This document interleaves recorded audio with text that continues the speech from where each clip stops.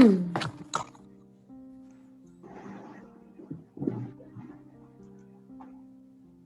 afternoon, everybody. Whoops, I think I got everyone. There we go. Can you all hear me? Yes. Oh, well, I turned on a speaker and it doesn't seem to be working. Trying to Bluetooth this. Here we go. Let's try that. It's not working. Okay, give me a second. I had it all set up working and now it doesn't seem to be working. All right. Tommy, say something. Hello. It's still not working. Gosh darn it. Give me just a quick second, folks. Why isn't this working? I don't know how to get out. All right, well, you know what? I'm just gonna have to live with the regular speaker that we've got today. All right, so we're here today on the wife's request for attorney's fees in case number 18DR389. Is everybody in the room who needs to be in the room today? I see Ms. Gonzalez, I see Ms. Sparkman, Mr. Schutt, Mr. Stein, Ms. Beauvais, and our clerk, Tommy. Anybody else that's supposed to be here today, folks? No. Okay. All right. So before we proceed, first of all, anybody who's not testifying or giving evidence today, if you could please mute your microphone, because if you don't, a lot of times because of Zoom, we'll get a lot of feedback. So that would be very helpful. Also, I have received lots and lots of exhibits, so I want to make sure that I know what we're using today. And so first of all, I have the exhibits that were given to the court from Ms. Gonzalez. And these were given to the court at the date of trial. They are date stamped as filed 8/17/20, and they consist of, let's see, how many exhibits do we have? It looks like there are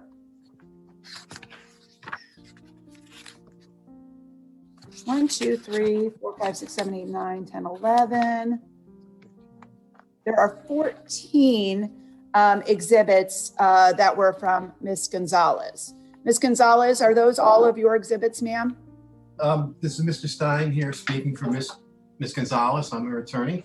Okay, I was thinking Ms. Sparkman was, but I knew there had been some substitutions. So, all right, Mr. Stein. Yes. I'm representing her post-judgment in the divorce. Yes, sir. And I did an amended exhibit list. So the one you're talking about from August, I amended it to add a 15th exhibit, which was just the final judgment. That was filed on 1/23/2021. Okay, let me find that. Is that the amended petitioner's exhibit list? Yes, Your Honor. Okay. Then, because I had a few things occurred to me, and I did a supplemental exhibit list just today, adding 3 more exhibits. But I misnumbered it, so I had to do it again with a correction. So there's also, so ignore the supplemental one. There's an amended supplemental that I just sent to your assistant that has the correct numbering, because I had misnumbered. That's what I have. I have the original amended petitioner's exhibit list 1 through 15. Then I have a 16 through 18 that looks like it came in today. Yes, and then all of the exhibits appear to be attached. Oh God, I hope they are.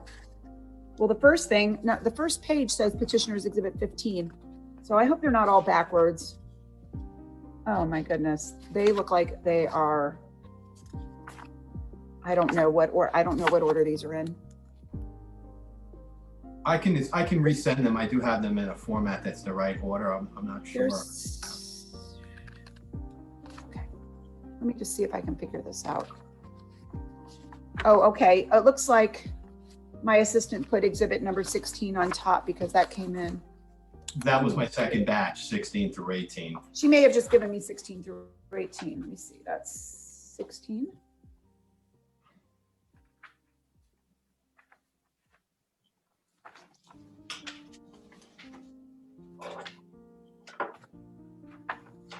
$17 and $18. All right, I'm going to put these so that they are in order, because otherwise it'll make me crazy. So let's paperclip these. 16. 16, 17, and 18. Now, has the clerk been provided with these exhibits? I did file them. You did file them, okay. Now, I was last minute on the last three, but the previous first 15 were filed, I think I just said on the 23rd. Okay, thank you. So there's 17 and there is 18. All right, so now I need to find numbers 1 through 15. And those are probably in a stack.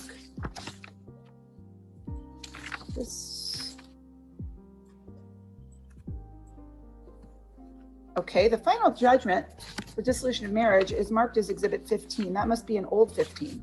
Is that right? That's correct. I put it in there because I just wanted to have a reference to the issue we're here is a paragraph in that final judgment about the reasonable attorney's fees. Okay. All right. Well, I think that actually the law says that it has to be reasonable attorney's fees. So that's why the court puts reasonable attorney's fees in its rulings, because 6116 says reasonable attorney's fees, I believe. I haven't looked at it in a long time. All right, let me find exhibits 1 through, oh, this is Ms. Sparkman's exhibit, so that's different. Let's find 1 through 15. I'm hoping that this is it. 1 through 14, I mean. All right, there's one.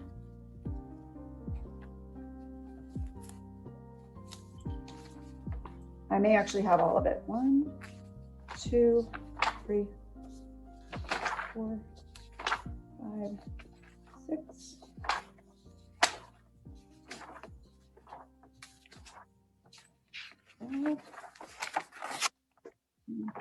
13, 14.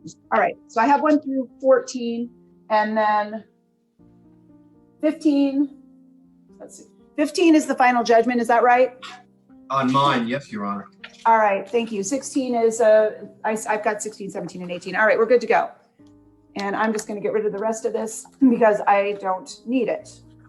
And have this all.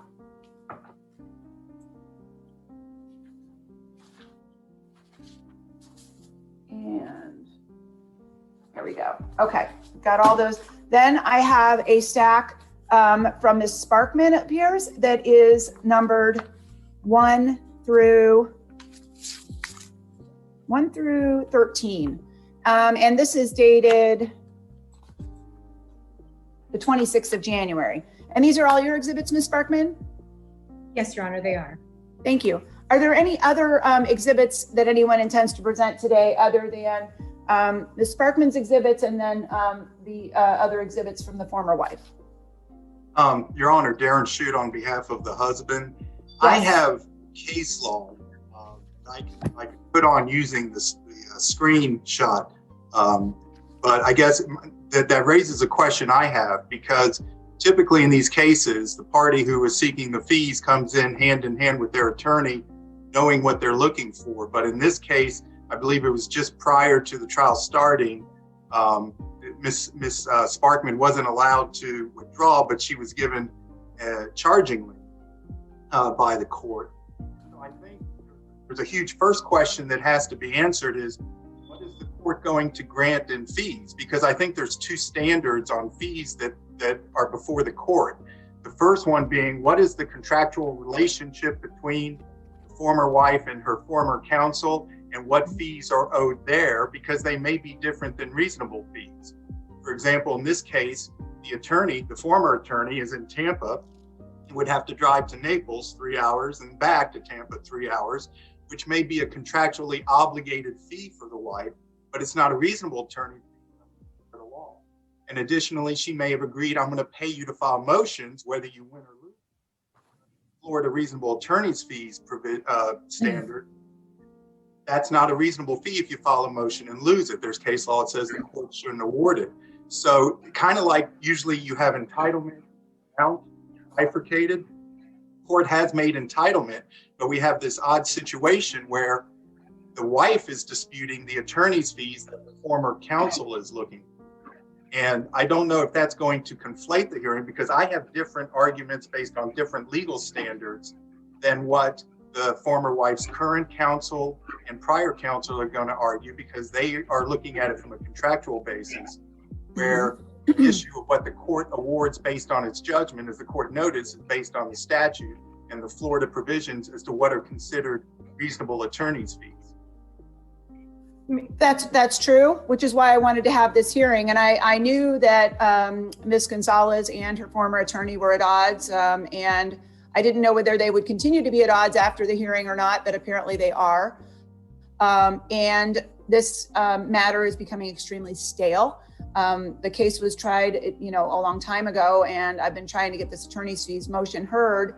So I kind of look at it as, I kind of think I need to hear everything, not only from Ms. Gonzalez and Ms. Sparkman, but also your position, Mr. Schutt, with respect to the former husband's position on what fees would be, assessed against him and whether they're reasonable or not. So I can't change the relationship between Ms. Sparkman and Ms. Gonzalez, whatever that is.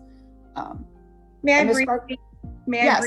Just, I don't disagree with most of what counsel just represented. I also provided case law to the court for 3 cases, but one does squarely address when there's a dispute on the fee itself, but where there's a charging lien that has also been granted in the case, and how to, when the counsel comes to enforce that. I don't at all disagree that there still has to be a reasonableness regardless of the charging lien being granted in this case. But true to the point being made, this case then kind of diverges and becomes a little bit more complex because of the timing of when it was granted and obviously the situation. I will say, without getting into the actual substance, I took the court's guidance on the last day of trial. You did speak to both myself and Ms. Gonzalez, urging us to try to come up with some sort of agreement. I did make my best efforts. I don't think Mr. Stein will disagree with that. We were unable to reach a resolution. Okay. All right. So in light of that, we will have the hearing today. Mr. Stein, this is the former wife's request for the attorney's fees. So I believe you would be the person to present the evidence and testimony first. Let me first ask, does anybody disagree with the exhibits that have been provided to the court? Are they going to be objected to? Is there any agreement as to whether they'll be admissible or not? May I speak on that point? Yes, ma'am. Again, because this is a little bit of a different situation, I noticed that the exhibits that the former wife's attorney provided are not redacted in terms of email communications.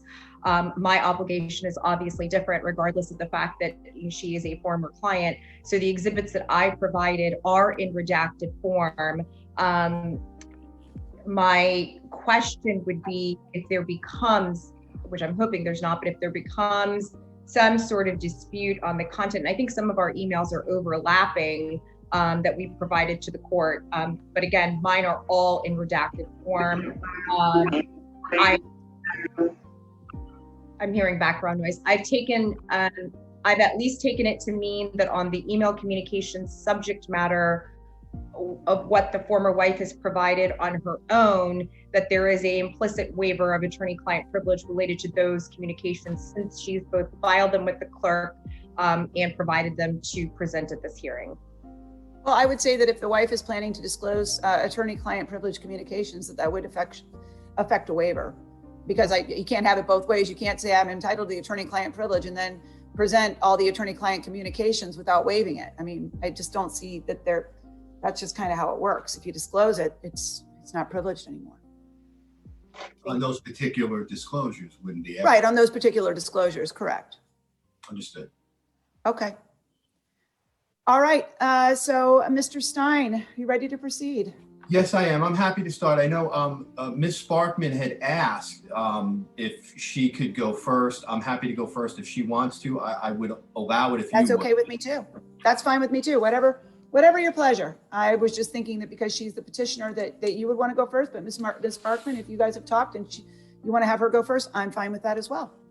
I appreciate that, Mr. Stein. I have a CLE that I was going to be presenting at 2:15, so I appreciate it.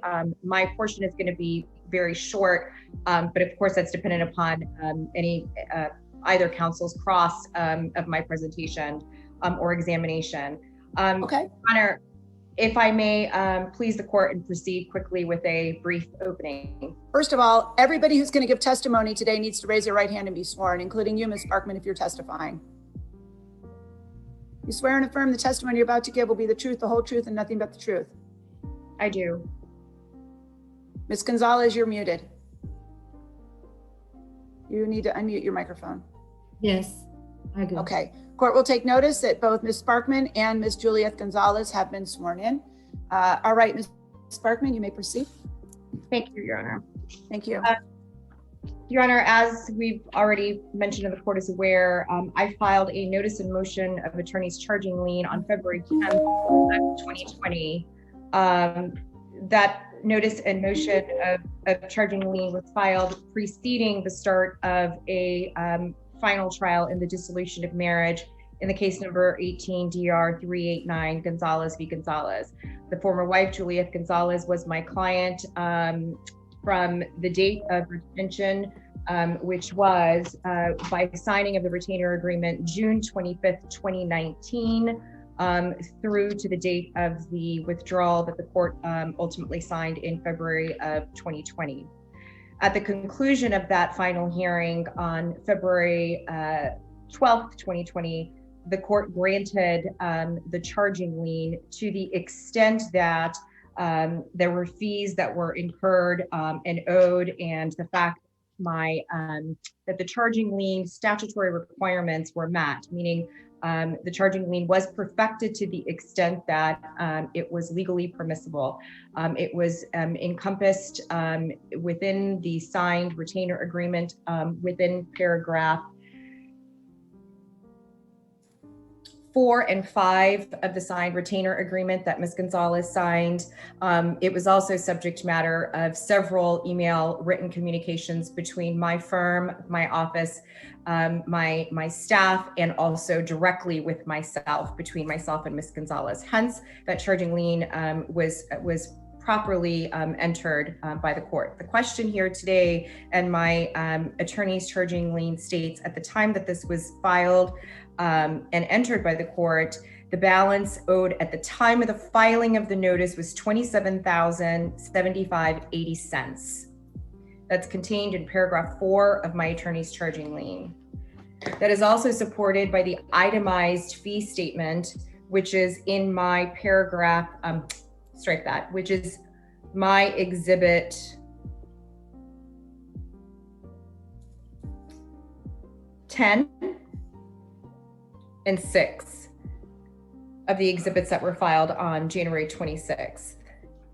After the conclusion of the final trial, there was an updated amount that was also reflected in my fee affidavit, which is included in this exhibit list that was filed yesterday, and that would be exhibit number 5 for the court's reference.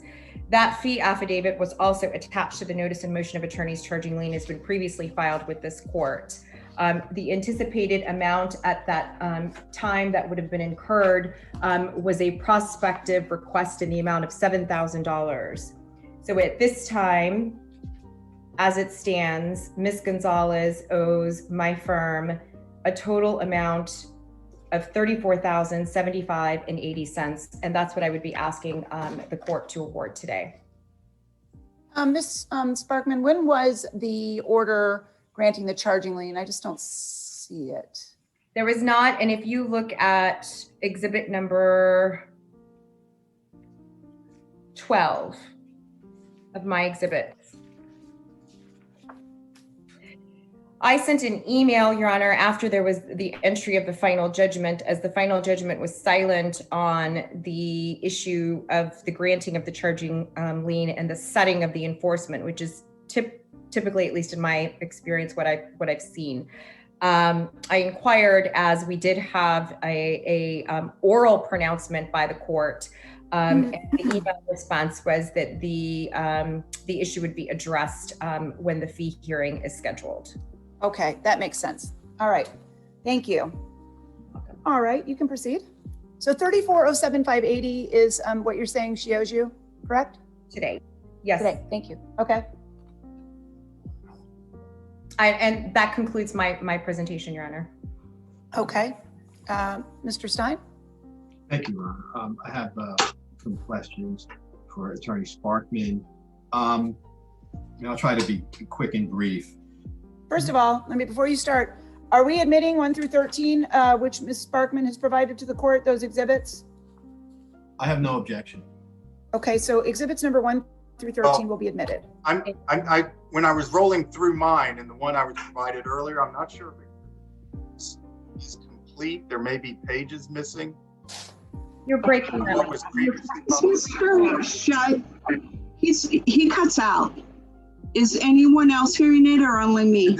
When I scroll through Exhibit 6 that was provided this week, it appeared that there may have been some pages missing from what was previously or what I had used as a working copy.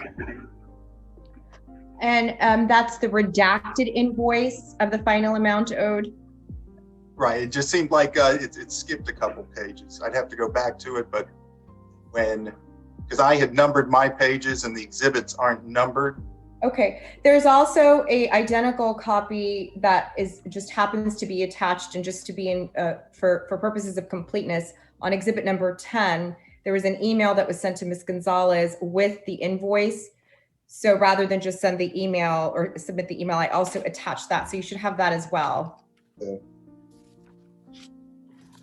My exhibit 10 only has an email. It doesn't include any copies of anything. Just has a February 8th email, no billing statements or anything. I may be in error, but that's fine. I have no objection to the exhibits. Thank you. Okay, so exhibits number 1 through 13 will be admitted. All right, Mr. Stein, you can proceed. And Your Honor, before I don't want to forget, can I offer my exhibits into evidence now, 1 through 18 from the? Does anyone have any objection to Attorney Stein's exhibits number 1 through 18? No objection. No objection. Okay, so the amended petitioners exhibit list, which are 1 through 15, and then the amended supplemental exhibit list, which is 16 through 18, all of those exhibits 1 through 18 will be admitted. All right, Mr. Stein, you can proceed. Okay, thank you. Thank you.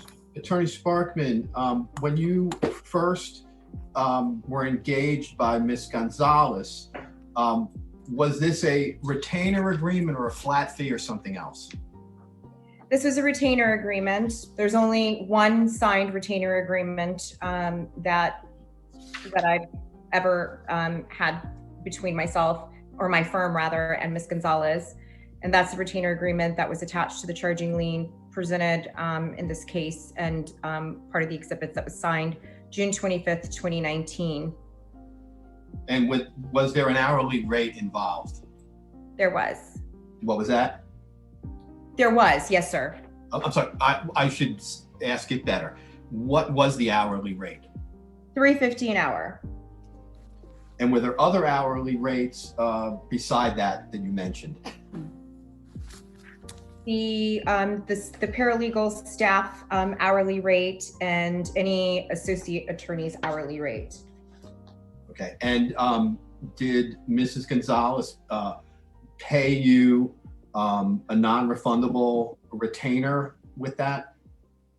She did. So paragraph 3 outlined, it sort of outlines, that's the general retainer agreement I use in any of my family law cases. So it was a $10,000 retainer to be paid at the time of the signing of the retainer agreement. Okay. And then the rest of it outlines the managing partner's hourly rate, the associate attorneys, and then the paralegal's hourly rate. So $350, $300, and $100. Okay, and did you in fact follow this agreement and bill your client hourly in this case? I did. So in any case, I bill hourly. I think it is our obligation to keep track of the time that's expended on the cases that we work on. So I do that regardless of whether there is an actual flat fee retainer or an engagement retainer. In this case, after the first hearing that I attended, after I was retained in June, this case was set for trial at the time that I was retained. So there was a pre-trial conference and there was a final trial date that was set. Upon going to that hearing, that very first hearing, which back then was in person, and learning at that stage, and I was maybe 5 to 7 days in representation by the time I was provided all of the former counsels. Ms. Gonzalez was represented formally with the case file. When we discussed what it would take for me and the amount that I foresaw that Ms. Gonzalez would incur, when I laid out what needed to be done prior to the trial date that was already set, Ms. Gonzalez conveyed to me her dire financial situation, which she was already in at the time that she hired me. The posture of the case was not where it should have been, in my opinion. That's what I had conveyed to her. And there were many things that I thought that needed to be done. And the fear was that she was going to incur these fees leading up to trial, and she wouldn't be able to pay it and would be at risk of not having counsel. I offered, we had a discussion. When I say we, myself, Ms. Gonzalez, and her boyfriend, Ed, on the phone, and we discussed every step that I would need to take and the amount that they could foresee getting billed.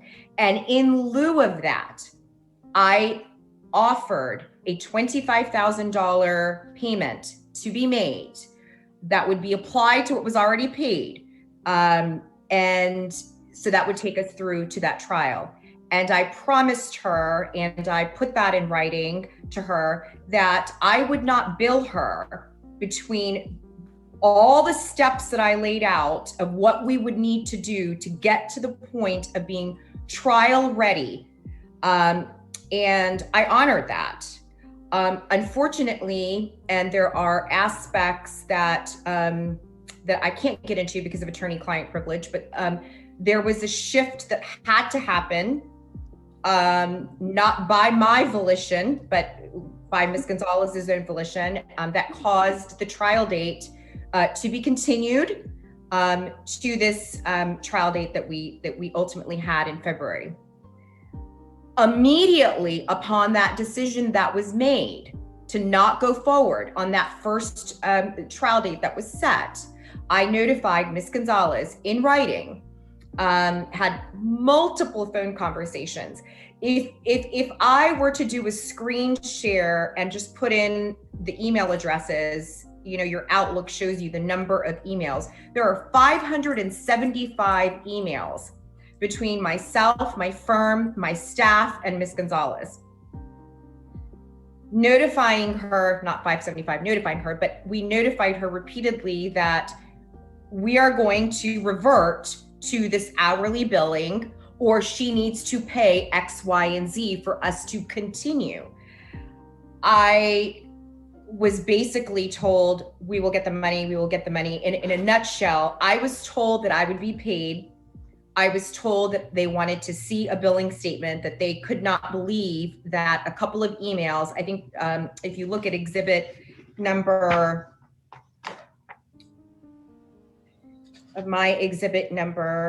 7, Ms. Gonzalez actually says something to the effect of, I can't believe a couple of emails has resulted in $35,000.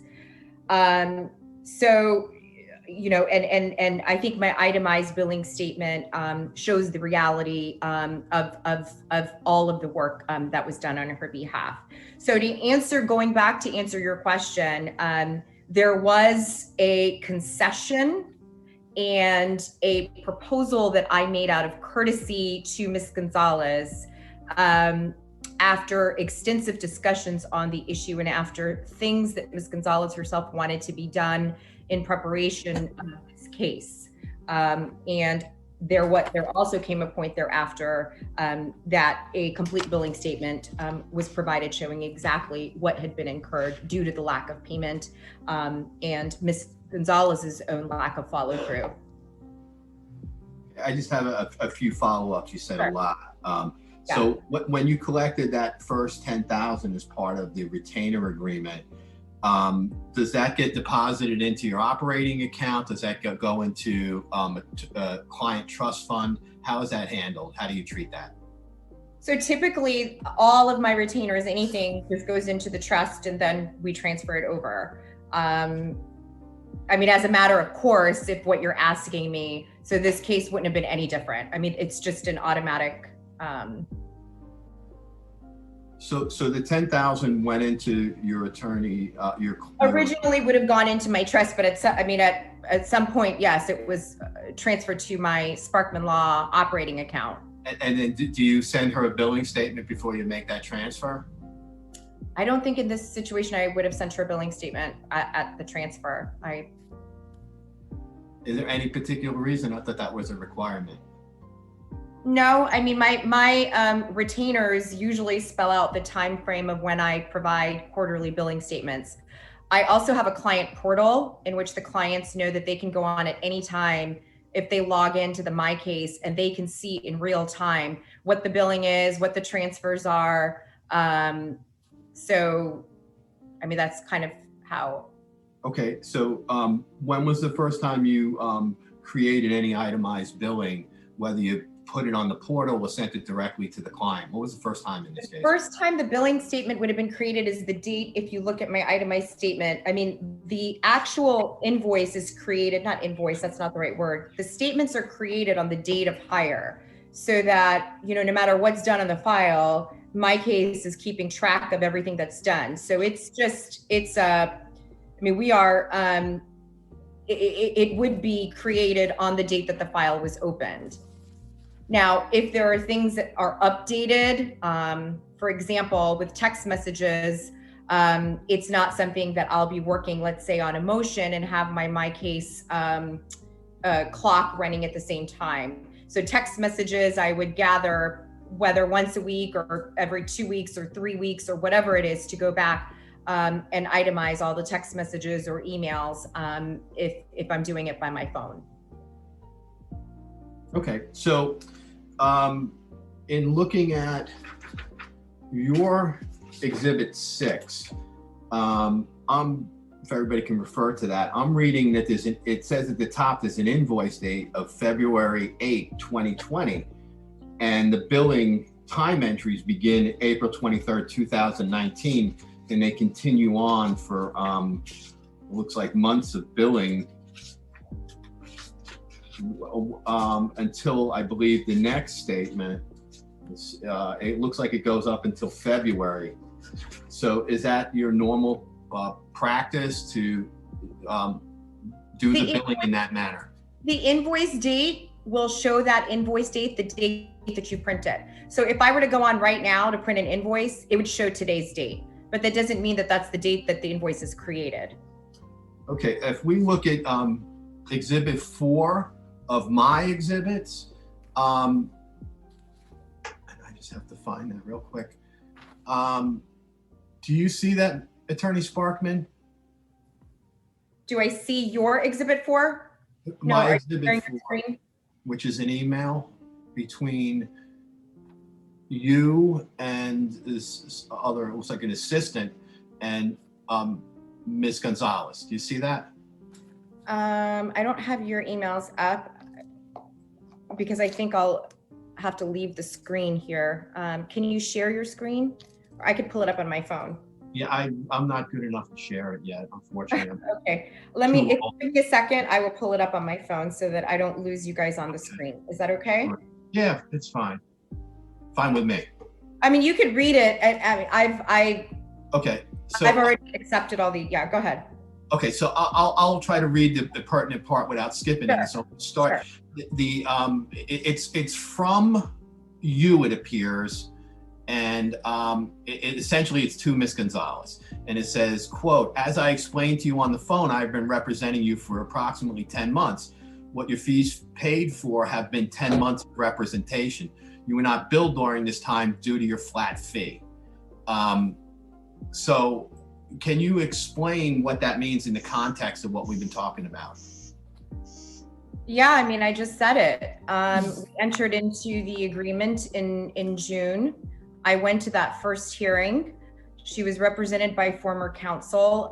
There was a lot of upheaval in that case up to the point that when I took over, and we had a discussion, and they were afraid because every billing conversation was with Miss Gonzalez and her boyfriend, that they would not be able to afford taking this to final trial and preparing, at least in the manner that I had offered, that I thought would be necessary.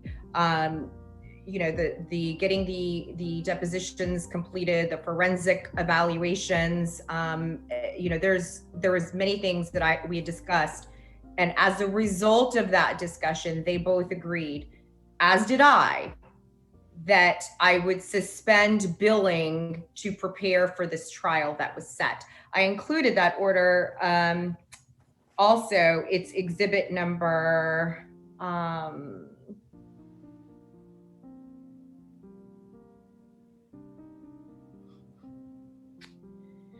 2, the first order sitting trial. So that discussion was had right after that pretrial conference. Okay, so I just want to follow up. I'm going to read. I'll continue reading. I won't skip anything. Sure. Just some of it probably doesn't need to be said, but I don't want to give the whole context. I'm just going to continue. Your case file was messy, disorganized, chaotic, and is large. In order for me to make sense of what is what, it took time. I cannot continue to do so without adequate fees in place. I will submit a billing statement to you that will take us time to get to you. However, if my staff takes the time to generate that for you, based upon the records of work done in your case, if there is a balance due, it will be due immediately, and it will be billed by the hour at my hourly rate. We did not bill you hourly to save you the billable time and costs as your case was set for trial when you first hired me. I can guarantee you that if we generate a billing report, it will far exceed the fees paid. So with that, I just want to ask a couple of questions on that. So it looks like as of January 22nd, 2020, you were not billing her hourly. Is that correct? If that's what the date of the email is, we had ongoing discussions about payments. We had ongoing discussions about, okay, if she didn't pay another trial fee that was a flat fee, how much would it cost to depose this person? What would I charge and what would I accept if we did X, Y, and Z versus this? And there's emails to that effect also, that I think there was an email of $7,500 for, doing whatever it is I outlined in that email.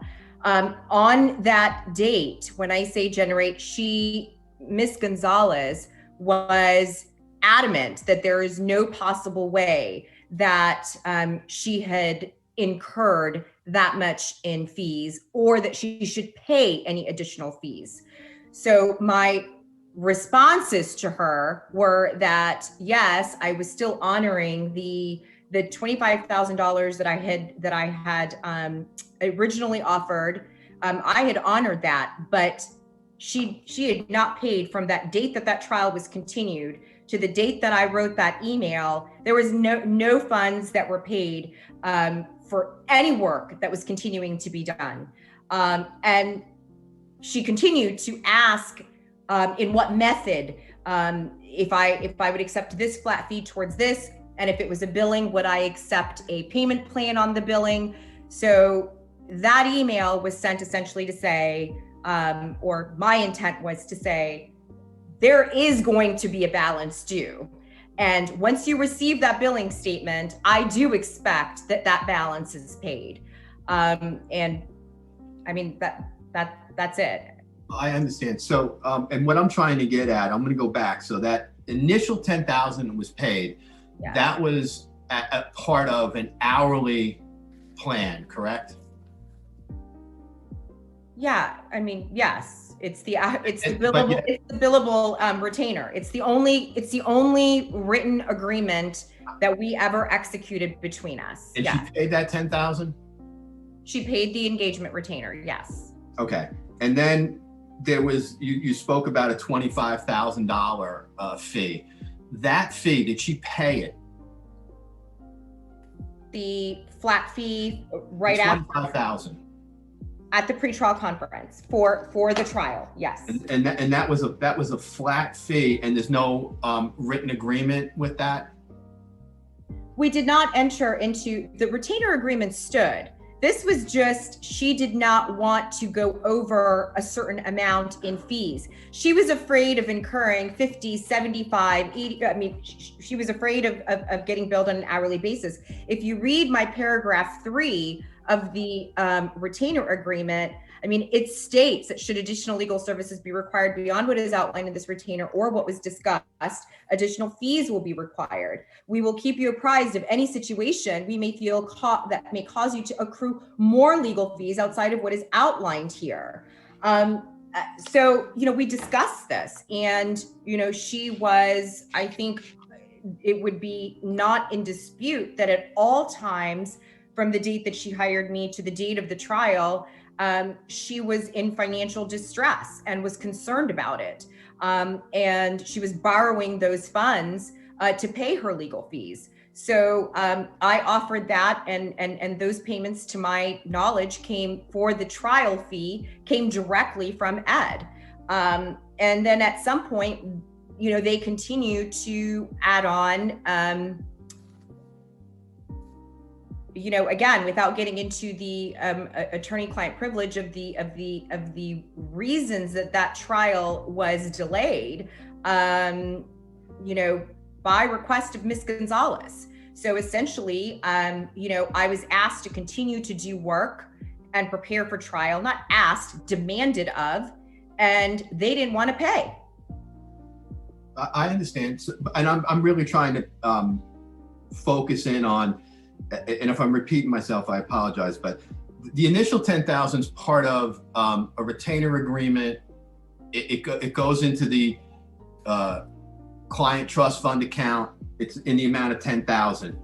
At some point, you take that money out, put it into your business operating account, correct? Yes, I mean, I'm telling you based on what I do on every single case.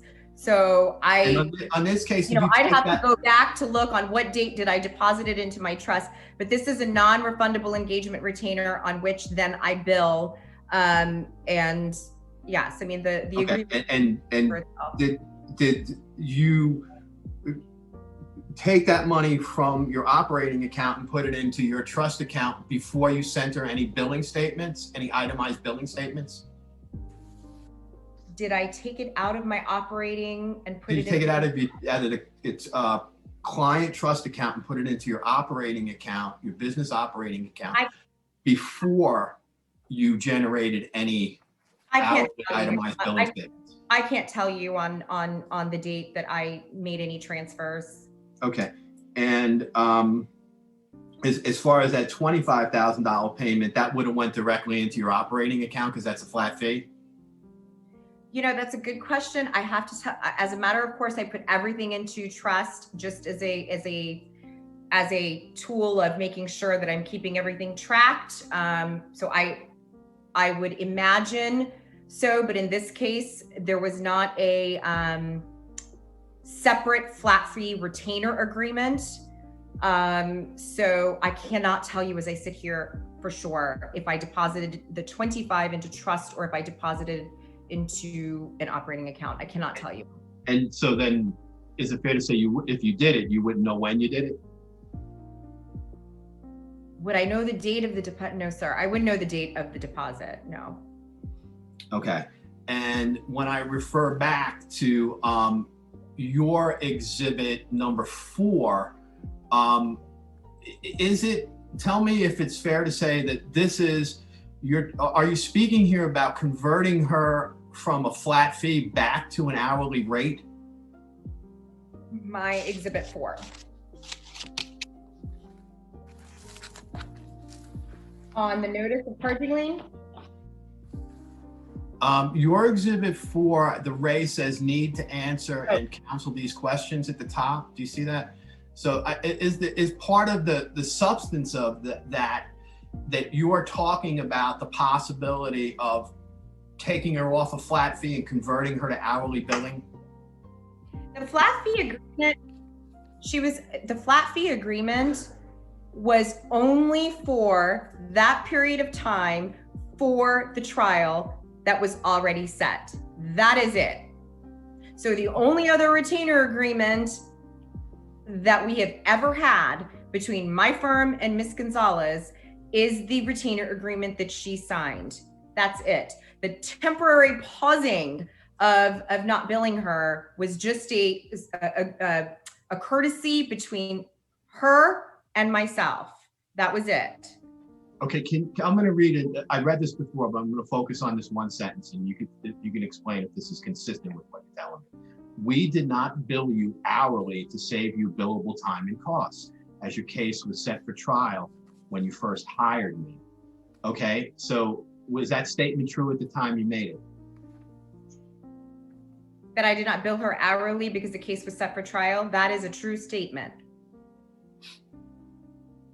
And then, is it true that about a month later, you went back and billed her hourly from the beginning of your work? I billed her for everything that was done at the request of Ms. Gonzalez to see the itemized statement of the work that was done that totaled $35,000 at that point. So I sent her, based upon her request, exhibit number, which we've already we've already discussed, but I believe it's exhibit 6. no, her email outright. Oh, Her email in which she inquired about wanting an invoice. She wanted an itemized invoice showing how $35,000 had already been expended. So despite the fact that that trial was continued, Ms. Gonzalez did not want to pay anything further after that point. So we had discussed many different options at that stage. Withdrawal being one of them.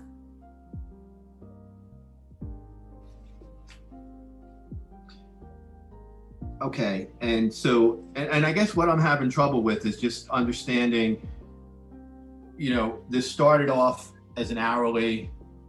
It seems like it went to a flat fee and then back to an hourly, and she might have paid a flat fee that was also billed for her in an hourly time fashion, retroactively, it looks like. Is that not fair? She paid a trial fee for a time period in which there was a trial set and then continued that trial. When did you first ask her for the $25,000?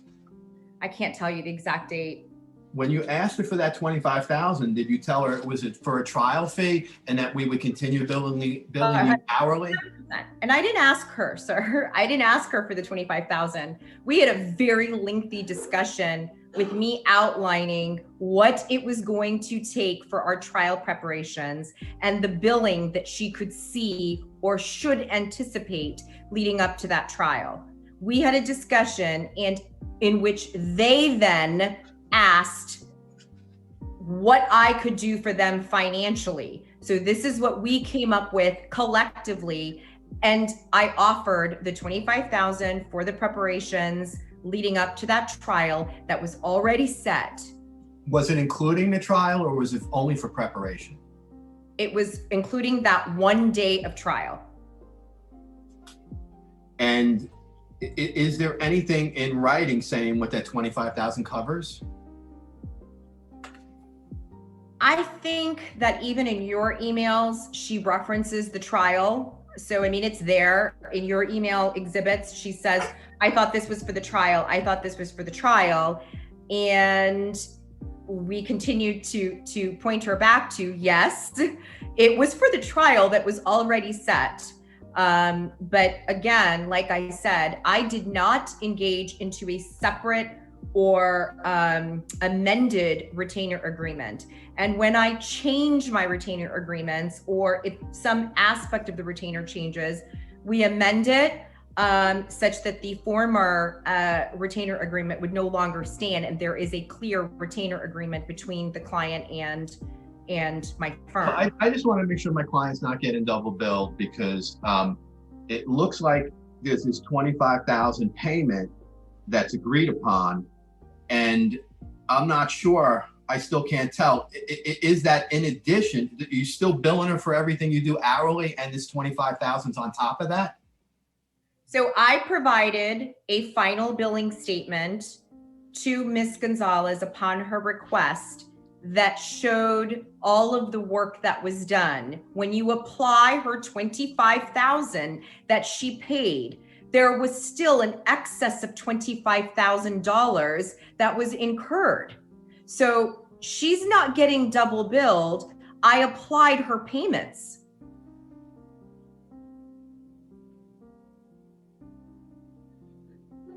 But it's fair to say you only started doing the hourly billing months and months into the representation.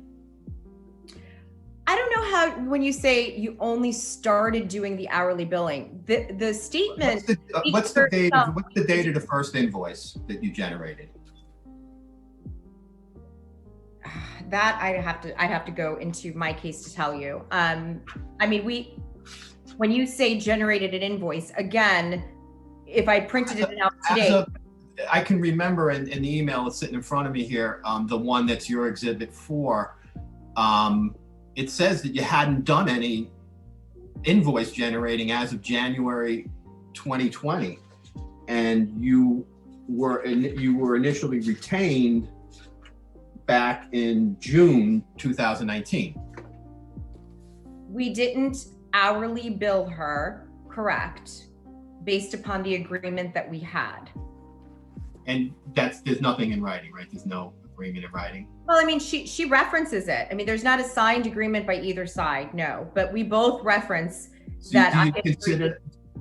Do you consider that an amendment to the original retainer agreement? To apply to the first trial. That's why I've included it as an exhibit. Let me put it this way. If we had gone forward on that trial date, on that one-day trial that was set by Judge McGowan, there would not have been anything else billed. Now, she would have still had to pay her court reporter fees, which she also has refused to pay. But there would not have been anything else billed, and I would have honored that. She asked for that trial to be continued. She asked for more work to be done beyond what we discussed.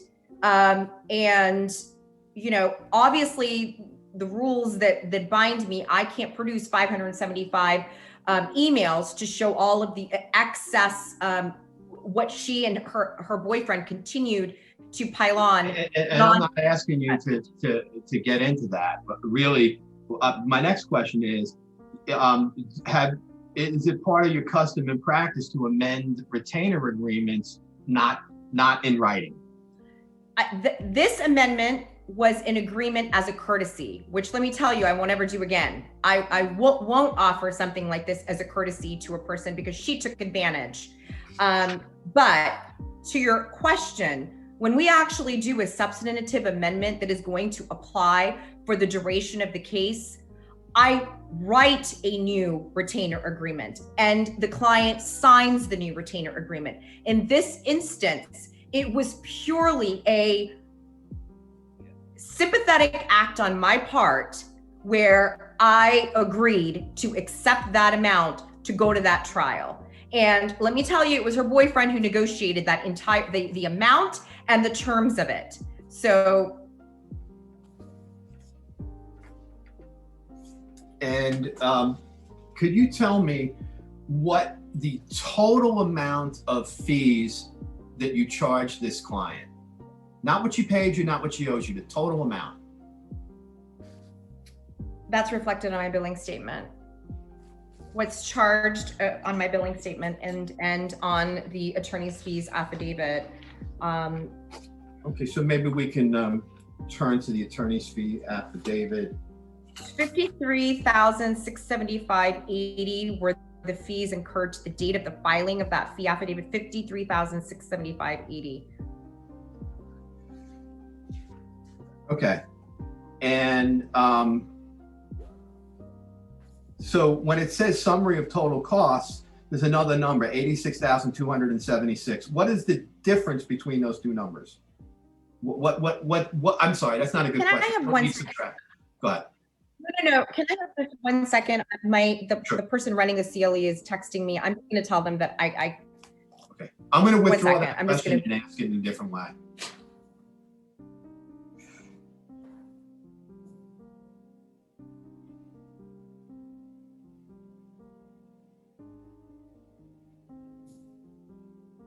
Okay, sorry. I just had to text the. Go ahead. I didn't even hear the question. You can ask I'm me gonna. again. I asked it in an inartful way, so I'm gonna clean it up. Okay. On the, I believe it's the second page of your fee affidavit, which is Exhibit 5 on your list. There's in bold, it says fees incurred to date, and there's a number 53,675.80. And then when I go down at the bottom, there's a similar heading, and it says total fees and costs paid, incurred, owed, and anticipated, and it's 86,276.60. And I just see a big difference in those numbers. And can you just kind of walk us through how we get to that 86,276 for total fees generated by my client? Because I'm sure the husband's attorney is going to want to know. Yeah, so let me see. Okay, so if we start with, well, first, there is a typographical error. If you look at the 25,275, that's supposed to be 25,075.80, which is not significant, but that is a typo. So the 53,000 in fees incurred to date would have been the total, I think, if I'm doing my math, of the fees that were owed up to the date that this fee affidavit was signed and what was paid, if my math is correct. Okay, so it looks like you anticipated 7,000 more in fees, but when I add those numbers together, I only get 60,675. How do you come up with 86,000? Hold on. And change. Let me see. Hold on. And you I may might have added. Sorry, I can tell you, and I don't think we delineated it. I think this was encompassing also, and we did discuss this, Ms. Gonzalez and I. This was encompassing her fees that she and it shouldn't have been on our affidavit, but I think total fees that she's paid in total also encompass the fees that she had previously paid, not me. So it looks like you're including in your total fees and costs the true total fees and costs, and then saying she owes money or there's some other money added in. It doesn't add up. She only owes, like what I represented in my opening. As of today, she owes what was represented that she owed my firm, $25,075.80 plus the $7,000 that was incurred, for a total of $35,075.80 is what she owes my firm. I totally understand that, but the total, not the total owed, because she paid some, she owed you some. What's the total? What's $35,000. She owes still court reporter and. That's not what I'm asking. I'm asking that what's the total price? Forget about what she owes. $34,075. How much? I'm sorry. $34,075.80. And I mean, you and I have discussed this amount as well. No, I'm not saying the total amount that she has a balance due and owes you money. What I'm saying is, if you look at this case and said, how much money did we bill out? Not what we collected. What did we bill out on this case? And at the top, it says $53,675. That's the total amount of fees incurred to date. Then I see another number it's $33,500 more. In order to look at what my firm billed, it's better let's turn to my fee, my statement, my itemized statement. So if we Use look whatever you need to explain how this math works. I just don't see that it works. Okay, well, I don't think that that math, if there's an error on that total fees, costs paid, incurred, owed, and anticipated, that's not what I'm seeking, but it could have been what I believe is an additional amount that included fees that she paid to her former counsel. The total. I understand. What I'm really looking at is I need to see what we're getting from what we need to claim for the other attorney to the husband to pay, and I can't see what your charges Well, are. I don't know. I haven't seen a fee affidavit from her, but I do have invoices that Ms. Gonzalez had provided me from her former counsel. No, I have that. I'm just worried about what is your total fee number. Let's look at my fee, my statement, my itemized statement.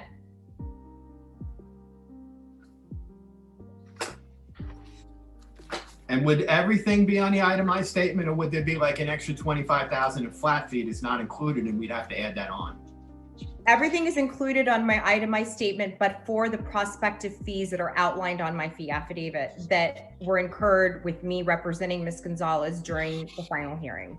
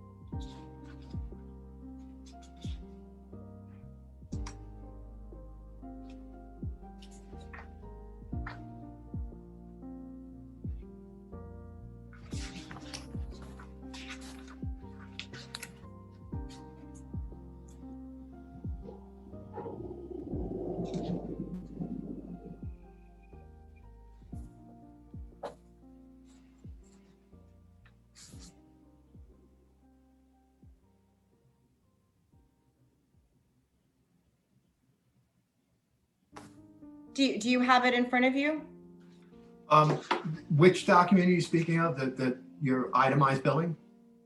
Yes. I don't know if you're waiting for me or if you were just reviewing that, because there's a total. I thought you were looking at it to get information to answer the question, and it's been a little while, but and let me just ask it again in a different way. Is that the way I see your affidavit? I see that you had incurred $53,675.80 in fees actually incurred at the date of this, and you anticipated 7,000 more. So when I add it up, I get 60,675.80 should be the total, not 86,276. I think you're probably correct as to the fees incurred by my firm, although there's also a difference. If you look at my statement, and that statement was attached previous to the completion, I think, of this fee affidavit, but it's 47,075.80.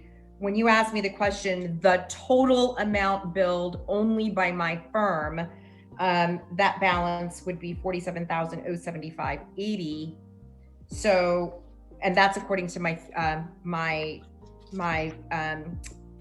fee statement, which has not been. So when you say generating invoices, I didn't continue to update these invoices after the final one was sent to Ms. Gonzalez. So nothing else was added, nothing else was updated thereafter.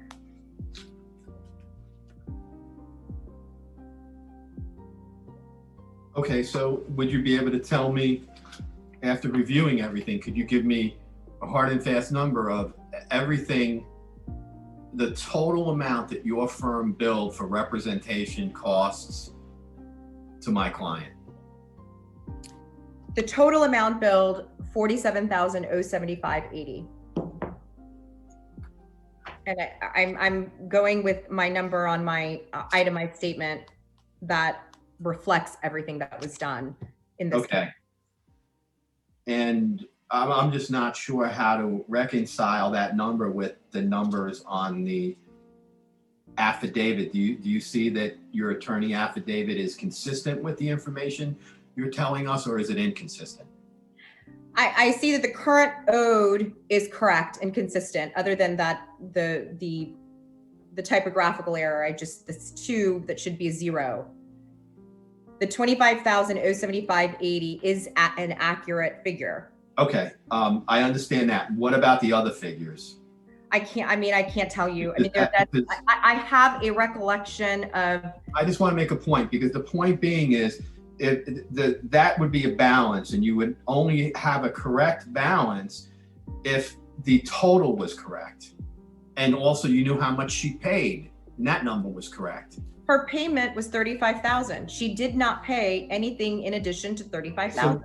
So that's clear, $35,000 paid. Now, the other piece of the equation is, how much is the total bill? We're subtracting $35,000 from what to get to 26, but $25,075 owed. The $25,075.80, which is reflected on my statement, plus the $7,000 prospective that was outlined on the fee affidavit that was incurred as a result of the trial representations. So when you put the 7,000, is that included in the 25,000 owed, or is that It's not. 32,000? It shows they're separated.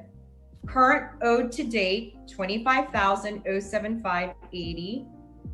Fees anticipated, $7,000.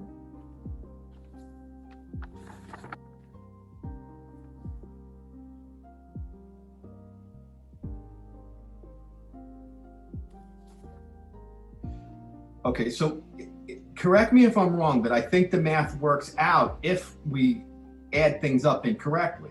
I think you have a total fee of $53,675 at the time this affidavit's written. Then she currently owes $25,000. If I add that, which we shouldn't, but if I add that, it comes out to about $87,000 and change, and then I add the $7,000 more, and now I'm getting your $86,000 number, but it's wrong accounting. Okay, the $86,000 is not. I'm in agreement that there is some error in the $86,000. I am looking at, so if we don't look at the total fees and costs paid, incurred, owed, and anticipated, that line, total fees, cost, although it could be the cost added. Did you add the cost in? So we can take out the calculator. It says and costs, owed and anticipated. The only figure that I am looking at that I believe are pertinent for today are the fees that were owed to date, the fees that were paid by Ms. Gonzalez, and the incurred fees for the trial representation. There is no dispute in those numbers. I'm still, it looks like you're counting that 25,000 for what's owed into the total. The total of what you bill is completely different than from the amount you're owed. And you're counting that as an amount owed. I'm not understanding what you mean by that. The 25,000 is the amount owed. Okay. You're right. I said that wrong, but. Okay, maybe I don't understand then. What I'm saying is you charged her a total of $53,675 at the time, right? She had a balance of $25,000, but that's separate. How do you figure that balance, that what she owes you? You're counting that again, saying here's the total, your number, total fees, costs paid, incurred, and owed, and anticipated. It's confusing. I'm not counting it again. I'm asking this court to award the $25,075.80. I understand, but we have another issue, and we need to know. I can't go to the other side and say you owe us 50% of a reasonable attorney fee when I don't know what your fee was. My fee is outlined in the statement. My fee is outlined in the itemized statement, and my fees owed to date are clearly reflected on that. The $25,075.80 plus the days of representation. At that point, they were not yet earned, but they were clearly earned. So I'm not sure. Is it fair to say that the total cost of the representation was $53,675.80 plus the 7,000 anticipated, and that's it? 60,000? 1,000 anticipated. 7,000, so, okay. So it's 60,675.8 is the total fee. Correct? Inclusive costs, yes. Okay, thank you. I don't have any further questions. Okay. Mr. Shutt, you have questions? Yes, my first question is, Ms. Sparkman, do you have an expert available today to testify on the attorney's fees? On the reasonableness, no. I don't think I need one, but I mean, by rule. It's not necessary under the family law rules. The court is allowed to rely on the affidavit. Yes. I was just looking at one of the cases, Your Honor, a family law case, Caso versus Caso, and another one, Saucy versus Saucy. But if the court's wanting to proceed, that's fine. Yes, sir, I do want to proceed. Thank you. Okay. And if I could look at what your Exhibit 6 is, if we can go through that. You keep breaking in and out. I can hear some words, but I can't hear all of them, sir. Okay, I want to, exhibits, do you have Exhibit 6 in front of you? The redacted invoice, I mean, I have it. If you Okay. could share the screen, or if I could, it would help. Okay, let me see if I can do that. Your Honor, can you give I don't know if you have to give the controls to share. I thought my computer allowed for share screen, but let me look. It's allowable. It's Oh, okay. Thanks, Tommy. You're welcome. Yeah, I never turn off the screen share. I let people share. If I do, it's by mistake. Okay, let me get to that. Or even just tell us what page you're looking at, Mr. Shutt, because I think we all have a paper copy of these exhibits. Yeah, I might be able to bring it up real quick here. Okay, Let me see if I can do that first. great.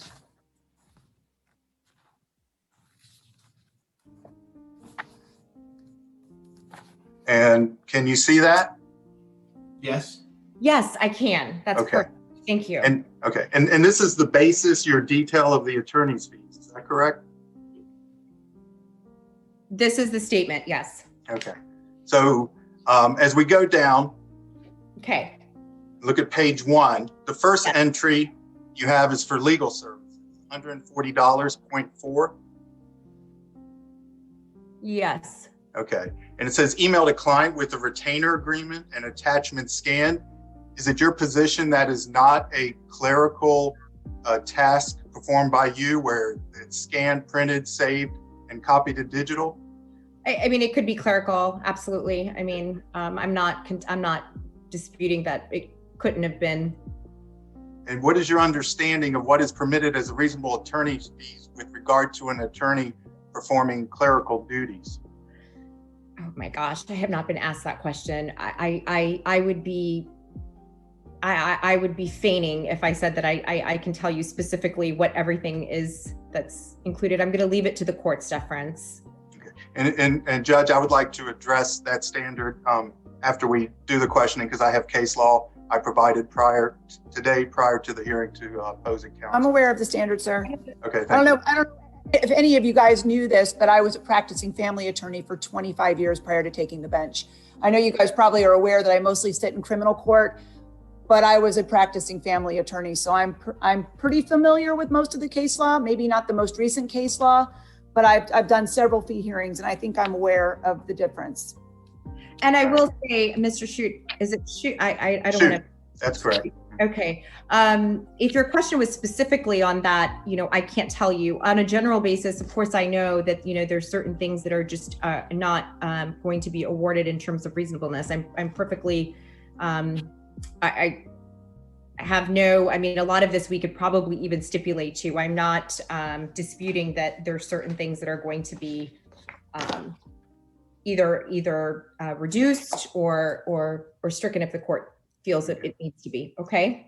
Well, then let me ask it a different way. If we can look at page 1 Okay. of what is Exhibit 6, can you tell me what on this page 1 you do not consider to be clerical work, but instead actual legal work?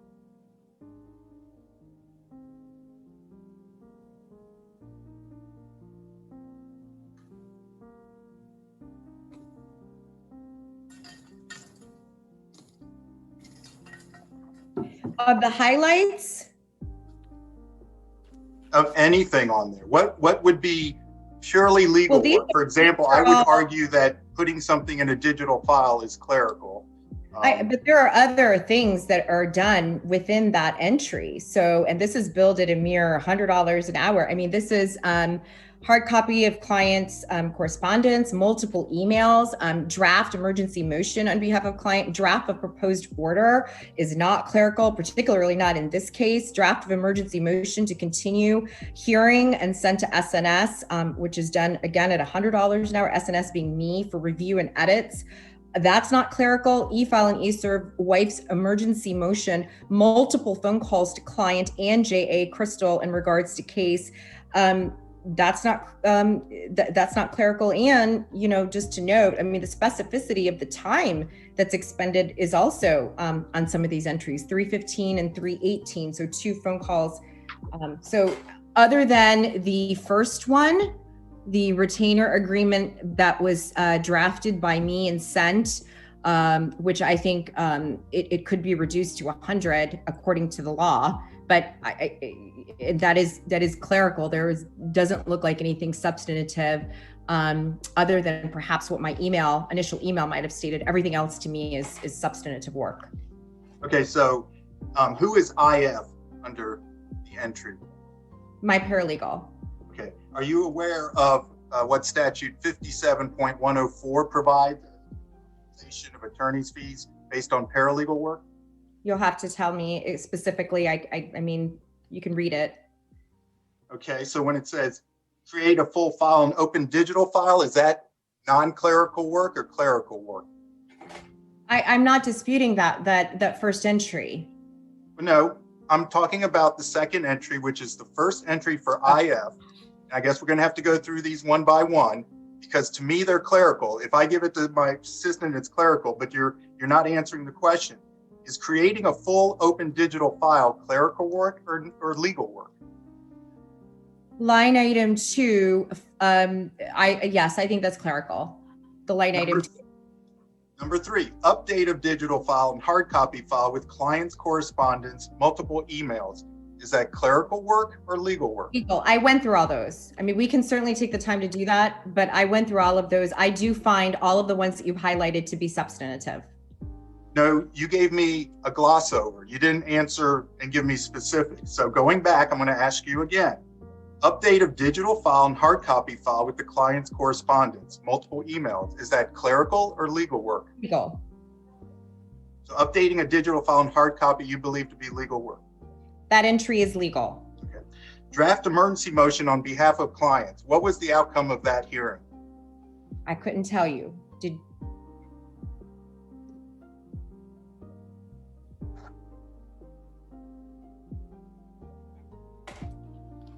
Draft of proposed order granting substitution of counsel and send to SNS for approval. How much of that was actual drafting versus actual sending it, emailing it, or however it went to the other side?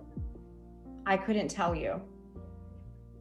Next one, correspondence. Doesn't say anything. How do we know whether that was clerical or illegal? I mean, I couldn't tell you, but I mean, you know, this is a pretty extensive billing statement. And if you're, you know, I'll tell you right now that aside from maybe, you know, a few entries here or there where I would be able to tell you specifically, if you're going to ask me line by line, I probably already know what my answers are going to be.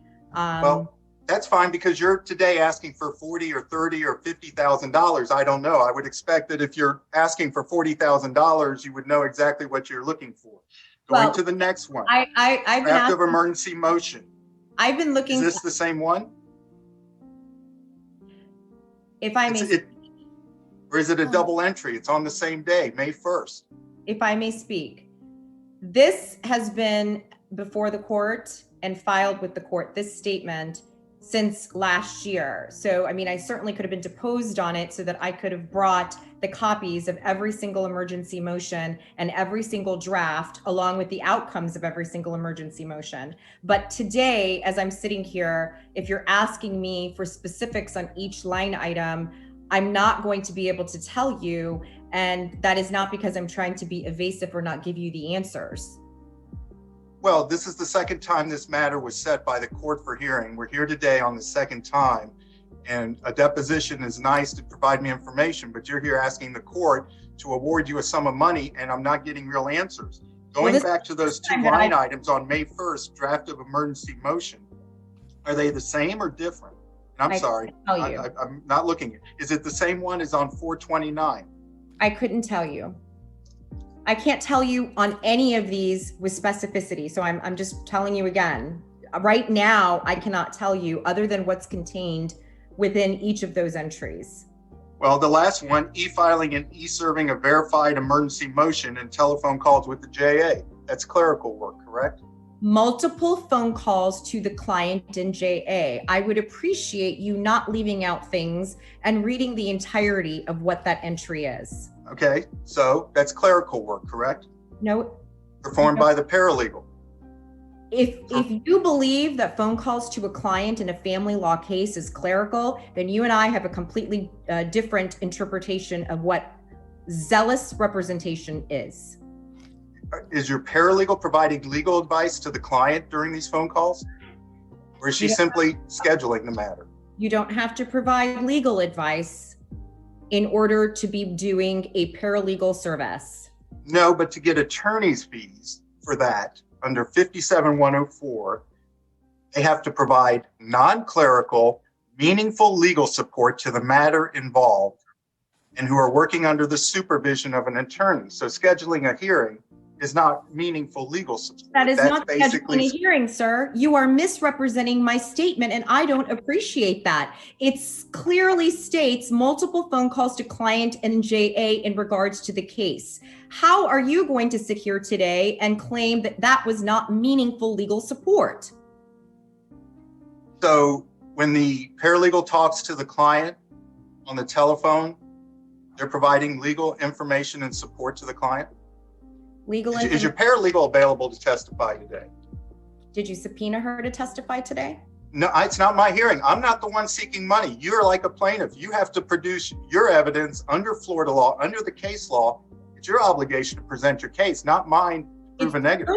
You are direct examining me on this, and you are attempting to show that these entries are not reasonable. So I would disagree and say that it is actually your burden to have brought in whatever witness you wanted to show, for whatever reason, that you believe that my entries are not substantive. My burden has been met.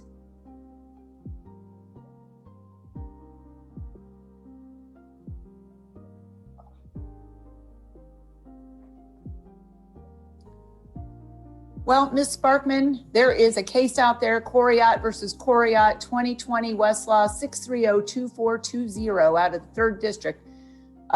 Is so new, it doesn't even have a citation to it. And it says, and I quote, that the court must determine the portion attributable to clerical and secretarial work. And that work is specifically to be excluded from taxable costs. So it is important that we determine what portion of your billing is clerical. I agree. And I don't know that case, but I do know that in previous hearings, multiple, I'm sure Your Honor has done the same, that inquiry is made. But I'm answering the question. And if Mr. Shute wants to attempt to impeach what I'm saying, I mean, it's not my obligation then to have the paralegal sitting right here. I've stated, and I think my billing statements are pretty detailed, but for counsel to say that that's not meaningful, or to try and shift it to make it sound like that entry was something other than what it was, is I mean, I said in the very beginning, the court's going to make a determination. I will respond to each entry as I have knowledge of it as I sit here today. But I mean, I stand by what's in all of those entries. And that's your position, Ms. Sparkman, and his position may be contrary to that. And that's why I'm hearing this case today. So, he's entitled to make the argument that it's clerical, and you're entitled to dispute that and take a position contrary to it. And then the court obviously has to be the referee. So you can continue, Mr. Shutt, please. Thank you. Going to page 2, top two entries, you have between you and your paralegal over 11 hours prepping for a hearing. What hearing was that for? I can't tell you. I mean, if it's 5/2/2019, it would be for whatever hearing that was close to that date. And what was the outcome? I can't tell you what the outcome was, sir. I'm sorry. Was that a pre-trial conference that you were preparing for? There was entry on 5/3?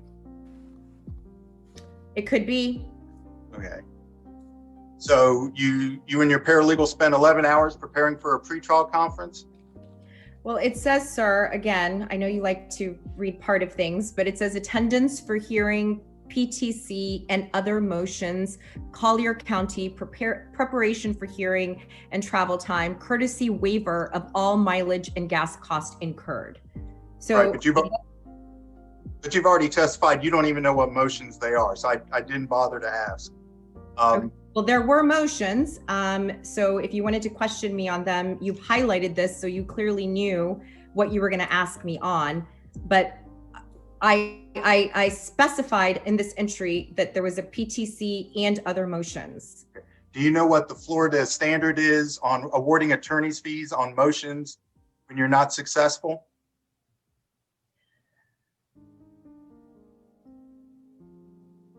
I am not sure, as I sit here today, what the outcome of those motions were, or what the substance of those motions were. So I'm not sure where you're going. Going back to that entry, what was your travel time on that day? I don't know. Do you know what the Florida standard is for reasonable attorney's fees and awarding travel time?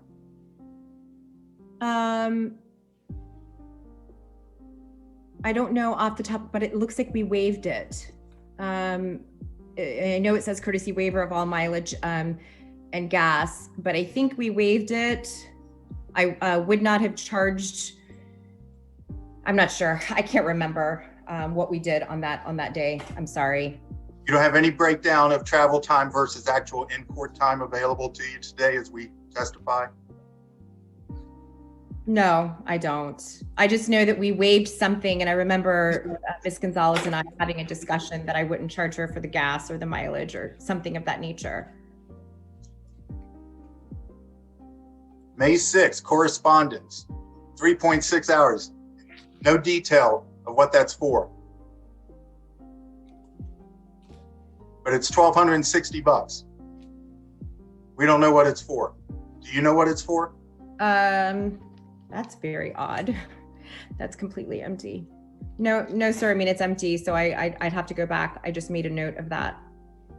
Here's some phone calls and correspondence. Would you agree with me that's clerical work? No, not when we've specified that it's in regards to depositions, opposing counsel regarding depositions, maybe the scheduling the phone call portion of that, but the remainder regarding the depositions, I would say is substantive and legal. So your paralegal is discussing substantive legal issues with opposing counsel under your supervision? Is that your testimony? She's providing legal support as she is allowed to do. And as far as it goes, it says scheduling phone conference. I already said, sir, that the portion of that entry that says scheduling phone conference, I would agree is clerical. The remainder of it, it is my position that it is substantive and legal. Okay, so what was this call on 5/7? It took 12 minutes, I'm assuming is. What was the context that made that a non-clerical call? I wouldn't know. We had substantive phone calls with Ms. Gonzalez almost every day, multiple times a day. Well, I'm talking about opposing counsel. Phone call to opposing counsel. I mean, you're asking for attorney's fees. I don't know what she was calling about. What would be well, it's there. I mean, it's there that there was a phone call that occurred. Okay, but as we sit here today and you're asking for all this money, you don't know what that is. I don't know what the specifics are. I know that what the entry states is what occurred and the work that was done that should be paid. Okay. And then we have 7 emails from clients and with attachments and forwards and copies to her former counsel, Denise Gunn, commencing 4:36 to 7:38. So you were doing constant emails for approximately 3 hours with the client on the one day? Yes, sir, I was.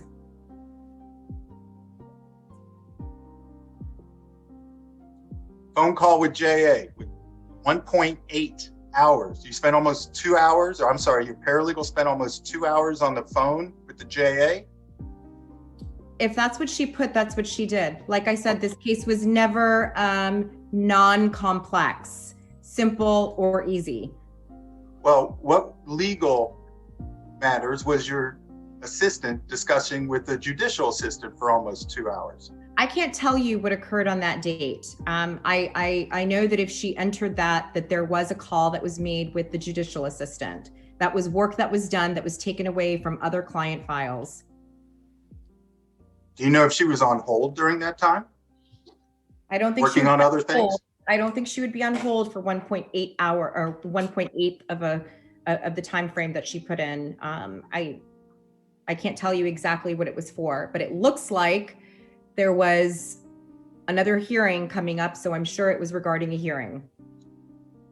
These 9 emails throughout the day, do you know what they were in reference to? Were they in reference to scheduling, or were they in reference to specific legal matters? Well, it's with the client. And like I said, I represented earlier today, there's 575 emails from Ms. Gonzalez between her, my staff, and myself. So that's probably just one set of those that total the 575. So would it be fair to say that Ms. Gonzalez was acting excessively with regard to email communications with your office? I wouldn't characterize it as excessively, considering where the case posture was for her at that time. But then you spent roughly half your day that day just responding and dealing with her emails. Is that correct? There was a period of time that I spent nearly almost every day working on her file. And on 5/11, what was that about? Do you know? Do you know who it went to? These look like they are redacted, and your redactions are not showing up now that I'm thinking about it. They're not showing up on the Adobe. So if there was something substantive, regarding attorney-client privilege, this is a redacted copy that you are looking at. I didn't redact it. This was pulled off the court file from that's not March what I 2nd. said, sir. That's not what I said, sir. We One at a redacted. time, please. Everybody We one at a time. redacted. First of all, we're over Zoom, which makes it difficult. And second of all, we have a court reporter. So when you guys talk over each other, she can't take that down either. Sorry, Your Honor, and I'd like to go back. So now that note that I made for the 5-6 entry that you showed me, that was the correspondence where we specified certain information that Ms. Gonzalez provided to our office. I would have directed my staff to redact that specificity of the correspondence. So that is with the client. Any of those blanks are redactions.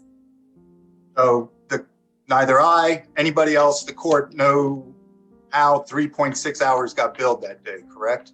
Well, we don't know what that was for. Those are with the client, communications with the client. But we don't know that. It doesn't say that. Well, the only way to know that is if they were entered and the attorney-client privilege would be violated, which I'm not going to do.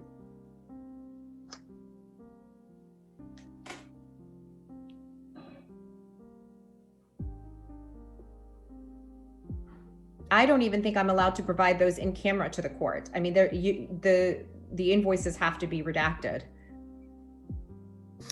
I think they can be provided in camera to the court if your former client agrees. And if Ms. Gonzalez agrees to allow the non-redacted correspondent or billing statements to come to the court, then I think I can review them in camera.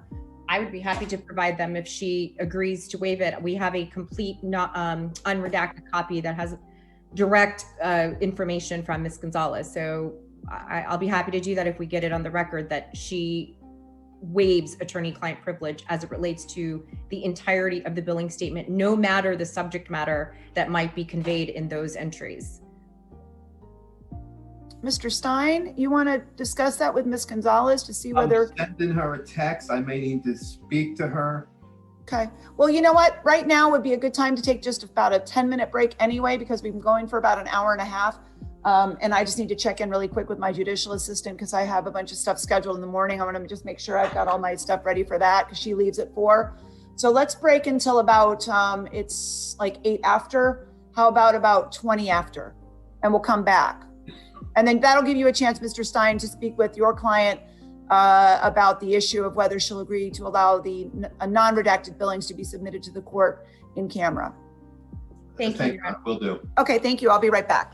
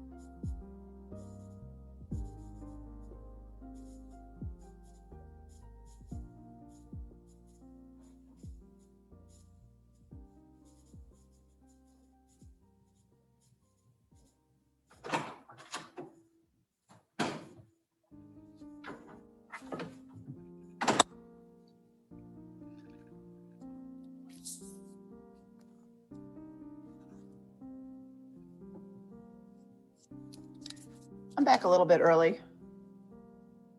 All the clocks in the courthouse have different times, so mine was a little fast. How we doing? I think we're missing Ms. Gonzalez and Mr. Stein, so we'll wait a minute for them to be I'm ready. here.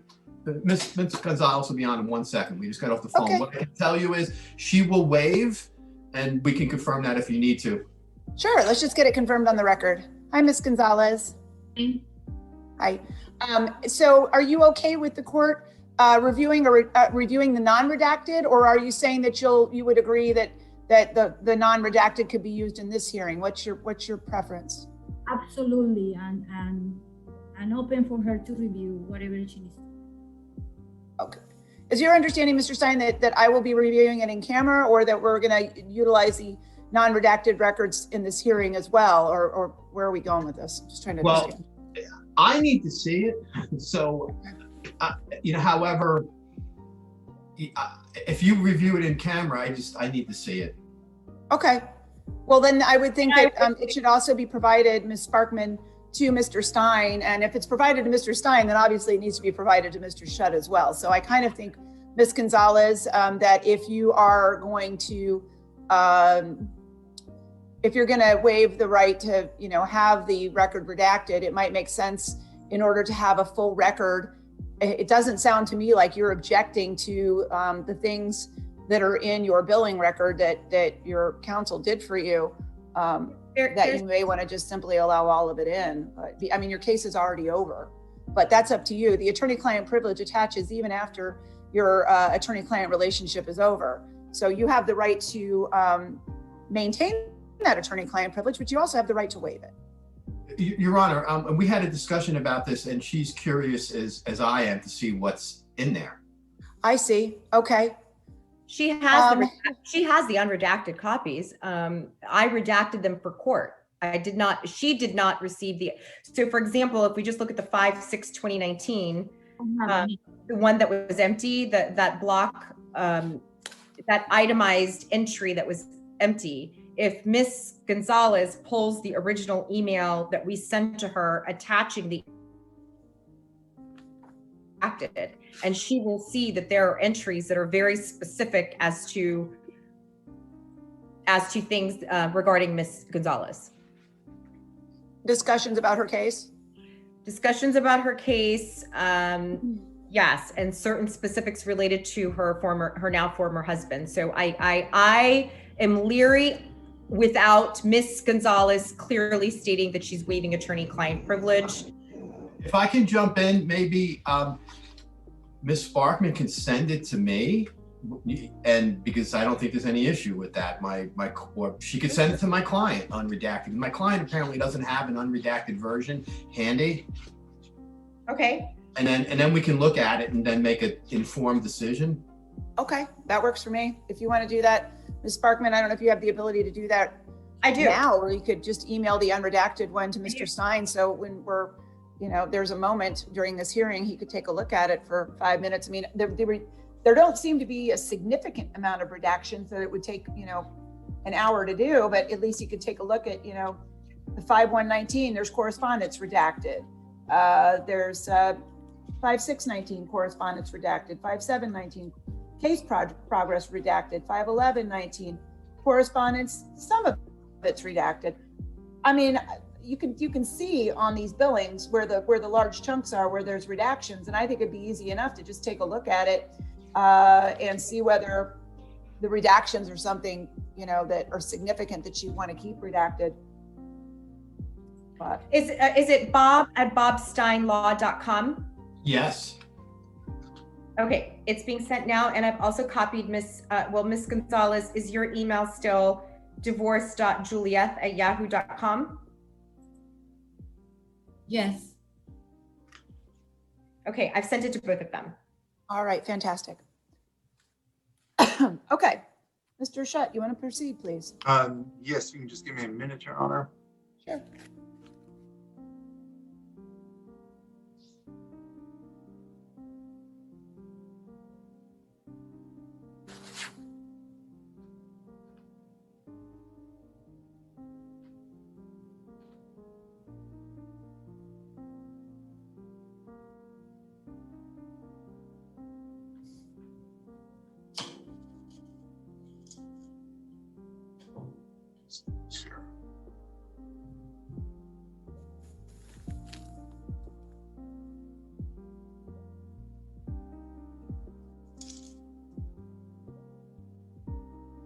Looking at this entry on 5/23/2019 for 2.3 hours.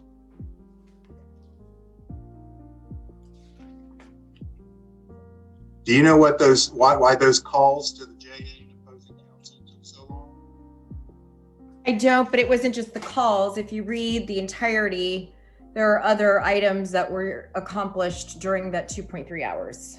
So pulling a pretrial order, which I guess is getting it offline or reviewing it, and then pull a motion for contempt, which I guess is either pulling it out of the file or getting it offline, correct? Or is there something else I'm missing?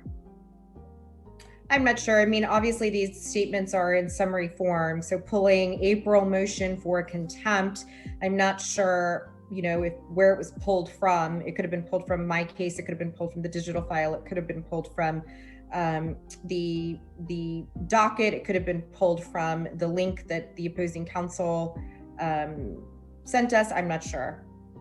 Well, this kind of goes to every entry you've submitted. How do we know 2.3 hours is reasonable to make a couple phone calls and pull a couple documents?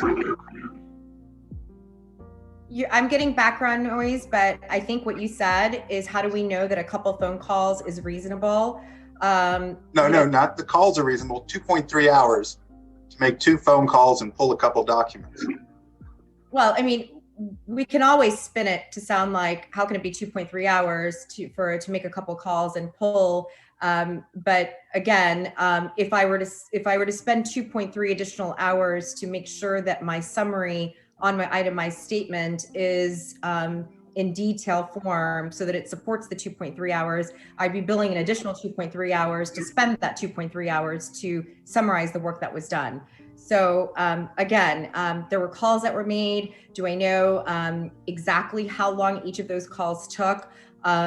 Typically, if there is a chunk of time that's spent on a case, they're grouped together like that. So I am pretty confident in the fact that these were not things that were spaced out during the day, and they were done in tandem with each other. So whether the motion for contempt was pulled or the pretrial was pulled and then the calls made, the time was the time, the 2.3 hours that was spent.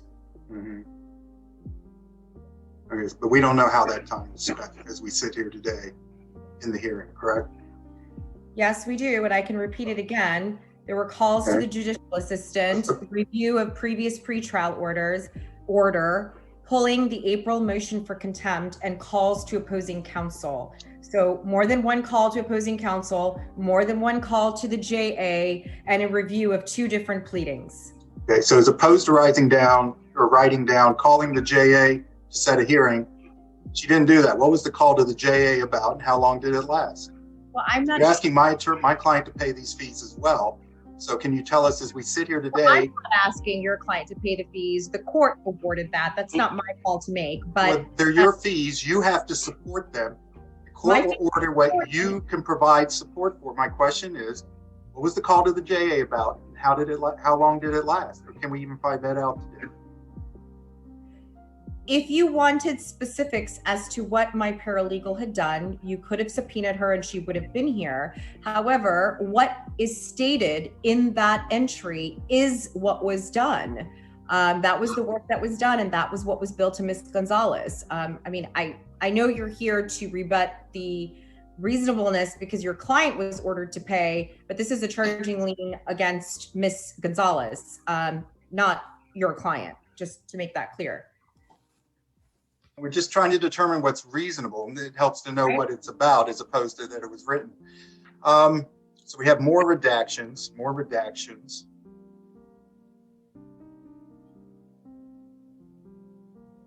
Mr. Stein, as he's scrolling, did you receive that email? I did, thank you. You're welcome.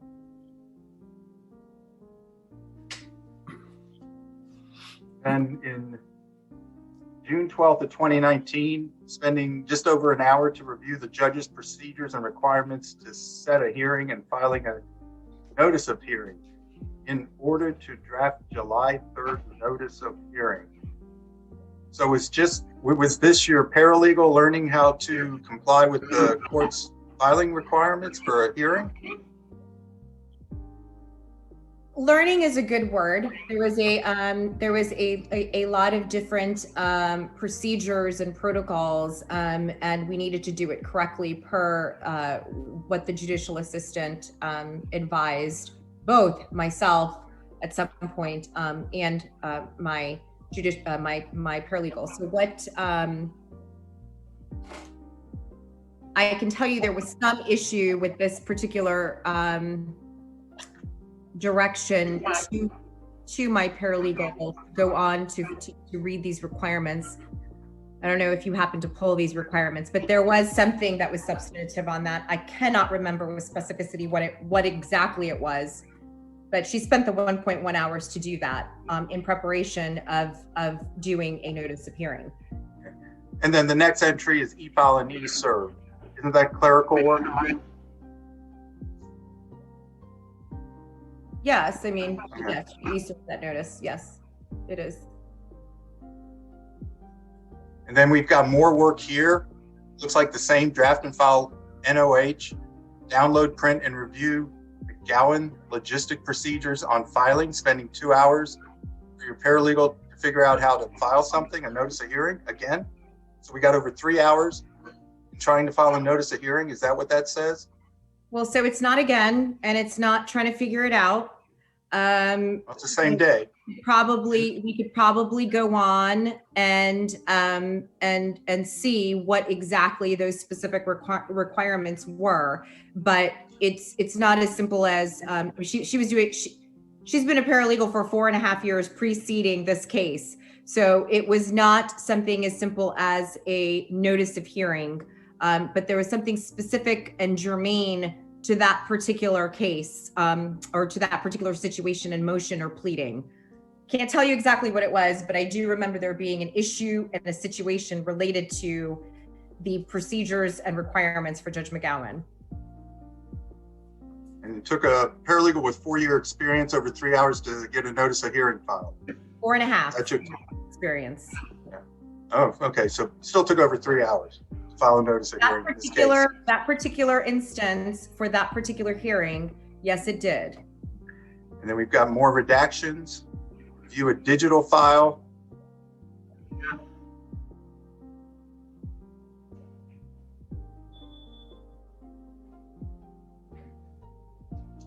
Draft of GFL, good faith letter.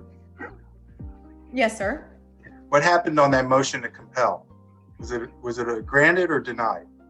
I cannot tell you as I sit here today. I can't even tell you what the ultimate ruling was after a 3-day trial.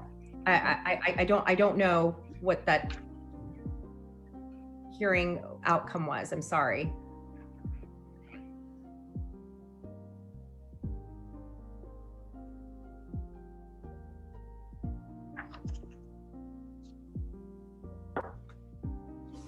And then following that, telephone calls to do a telephonic appearance and to confirm that. Is it your testimony as an attorney you don't consider that clerical work? Tell me what line item. I just got a message on my computer saying my internet is unstable. So you cut out completely. Okay.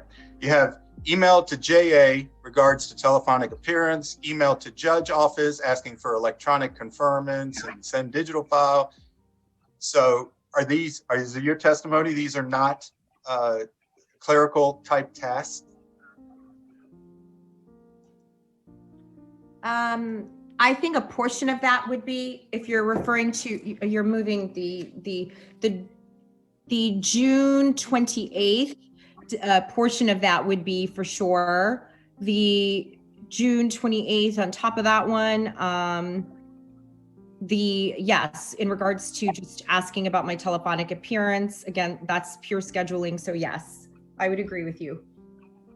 And then this entry, multiple emails from and to client in regards, do you know how many emails it was that day that your paralegal was dealing with Mrs. Gonzalez? Sir, no, I don't. I mean, that looks like it's redacted. So hopefully we'll be able to resolve that issue and the court can see everything unredacted. More redactions and email to the JA, that's clerical, correct?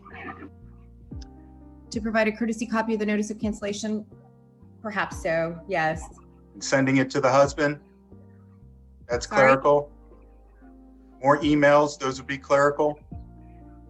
Email to husband. Yes, can we, 2 of them. okay. Here we have another 3.3 for emails, but I guess we'd have to look at the unredacted or redacted. Draft a motion to continue pretrial and final hearing. You know how that turned out? Well, we know that we had a trial that was set, so it was probably continued.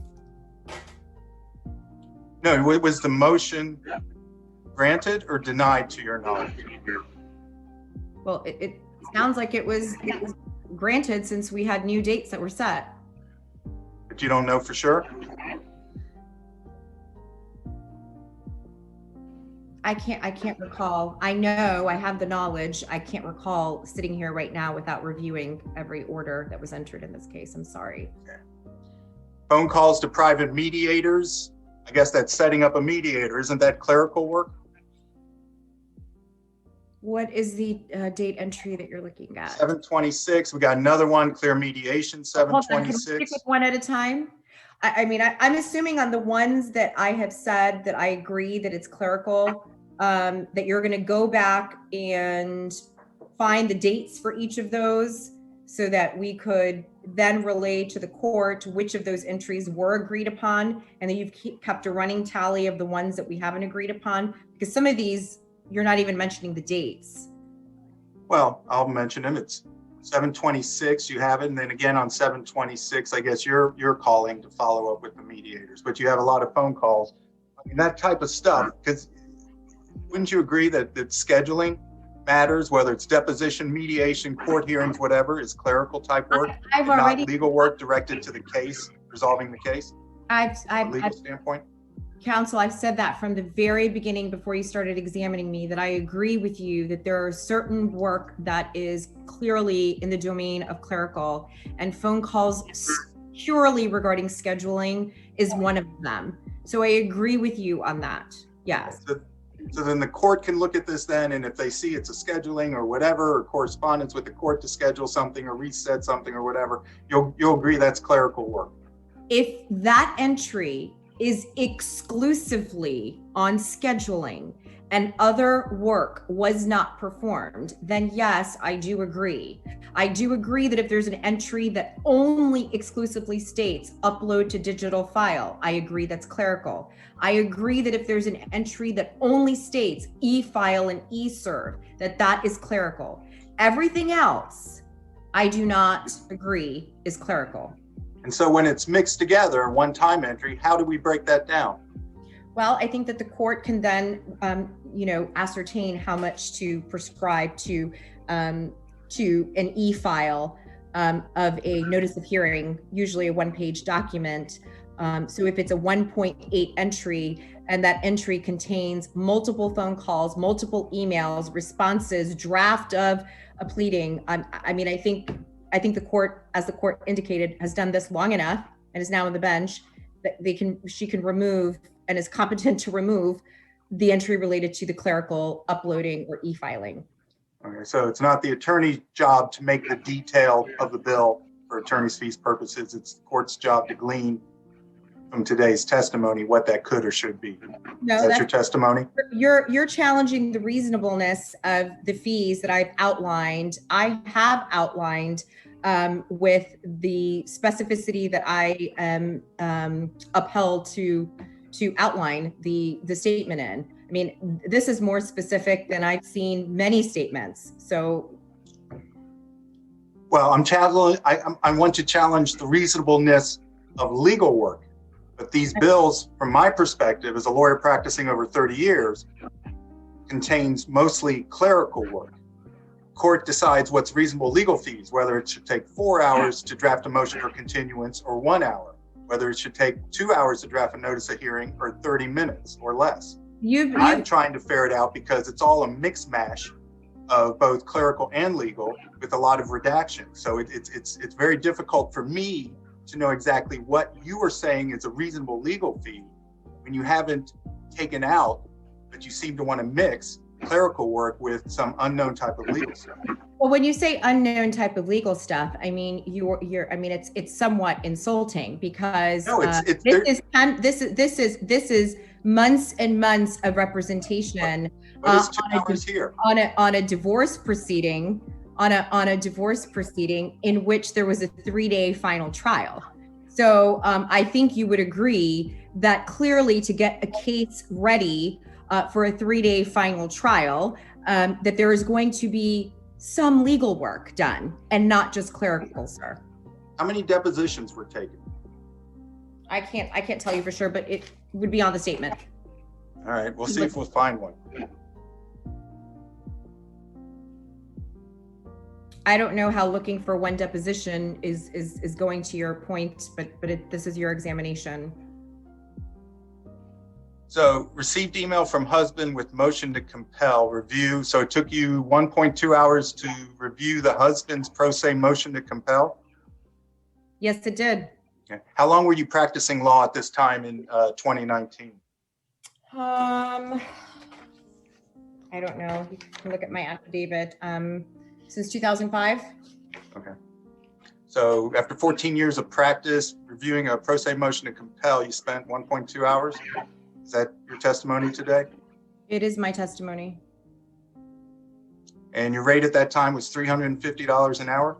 Yes. I don't know what your reviews in divorce cases encompass, but a review of a motion to compel in a case like this is not simply reading. So if you're suggesting that all I would do as a lawyer who's zealously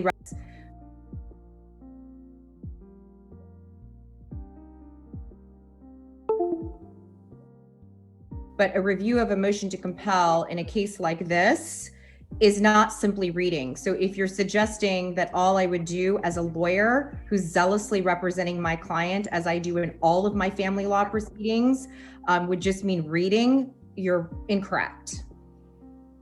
What does digital file mean? Does that mean you just save it to the hard drive? No, we have a digital file for each specific client. Yeah. And that's that would be clerical work, correct? Again, yes, I've already said that I concede that if there's an upload to a digital file, if there is an e-file, if there is a scheduling entry exclusively, that those things are clerical. I agree with that. And we have a lot of redactions here. Multiple emails to mediator to confirm mediation. That would be clerical, correct? Only if they were regarding scheduling. But, you know, the drafting, the notices of and the drafting of are not. The e-file and e-serve is clerical again.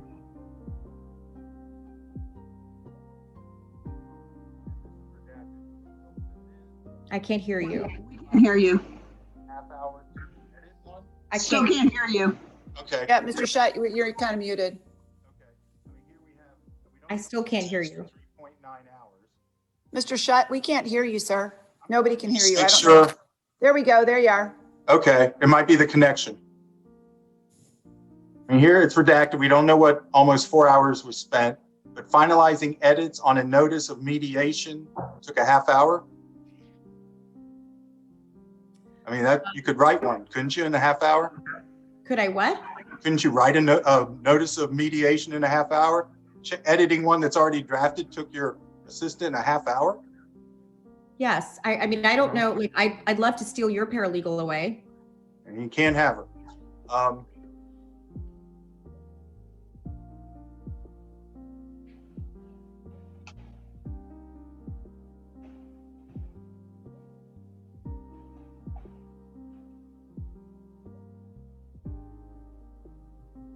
Multiple internal emails. Does that mean it's between you and your assistant? Can you tell me the date again that you're looking at? Sure. I'm sorry. I thought you might be able to see the little cursor. Like No, I can't. Okay. Multiple internal emails. So that's November 20th, 2019 correspondence, emails in relation to correspondence to the court at 11:39, 11:41, 12:17, and 1:45. So, I mean, Yes, clearly this is regarding emails back and forth with the court directly, and each one is itemized with the time. So I'm not sure what your question is there. Well, it says multiple internal emails in relation to correspondence with the court. I don't think it's with the court. I'm reading it as emails between you and your paralegal, because it says internal emails in relation to correspondence with the court.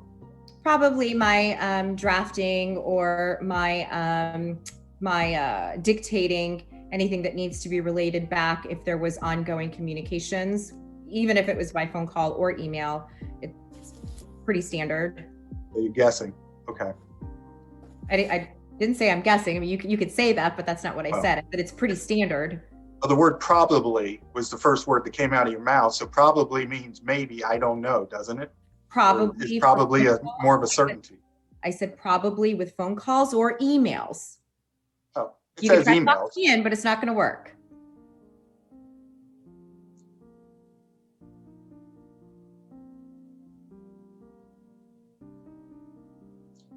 Then we have another 8.5 hours to get ready for a pretrial conference after I think we already spent 11 hours. Is that correct? You're talking about two different dates, sir. Right, So- but it's the same trial, isn't it? What happened to the 11 hours worth of work you Do you did? practice family law? I do. Y'all aren't gonna Practice do this. litigation, but my question You guys aren't is, doing this. We're not going to Okay. do this. Okay. I was going to say something to you guys earlier, and then you both brought it back in, but all right, you have to be respectful to one another. We're not Sure. going to fight over Zoom.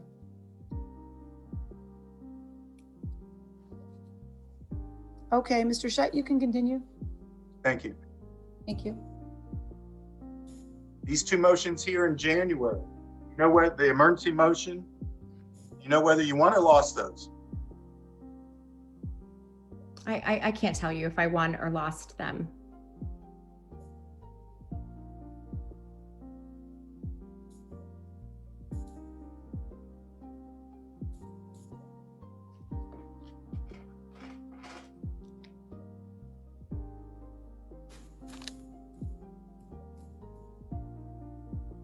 Arranging for a courier, multiple calls for estimates, review of emails. How much of that is clerical versus actual legal advancement of the case? This is Wait, the can you entry ask on it again? 2-6. What? 2-6.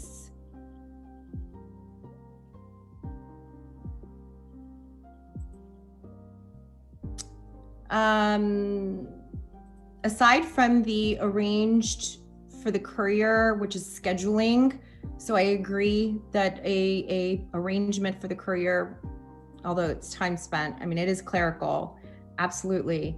But the calls to the JA, review of multiple emails from the opposing counsel is all meaningful work.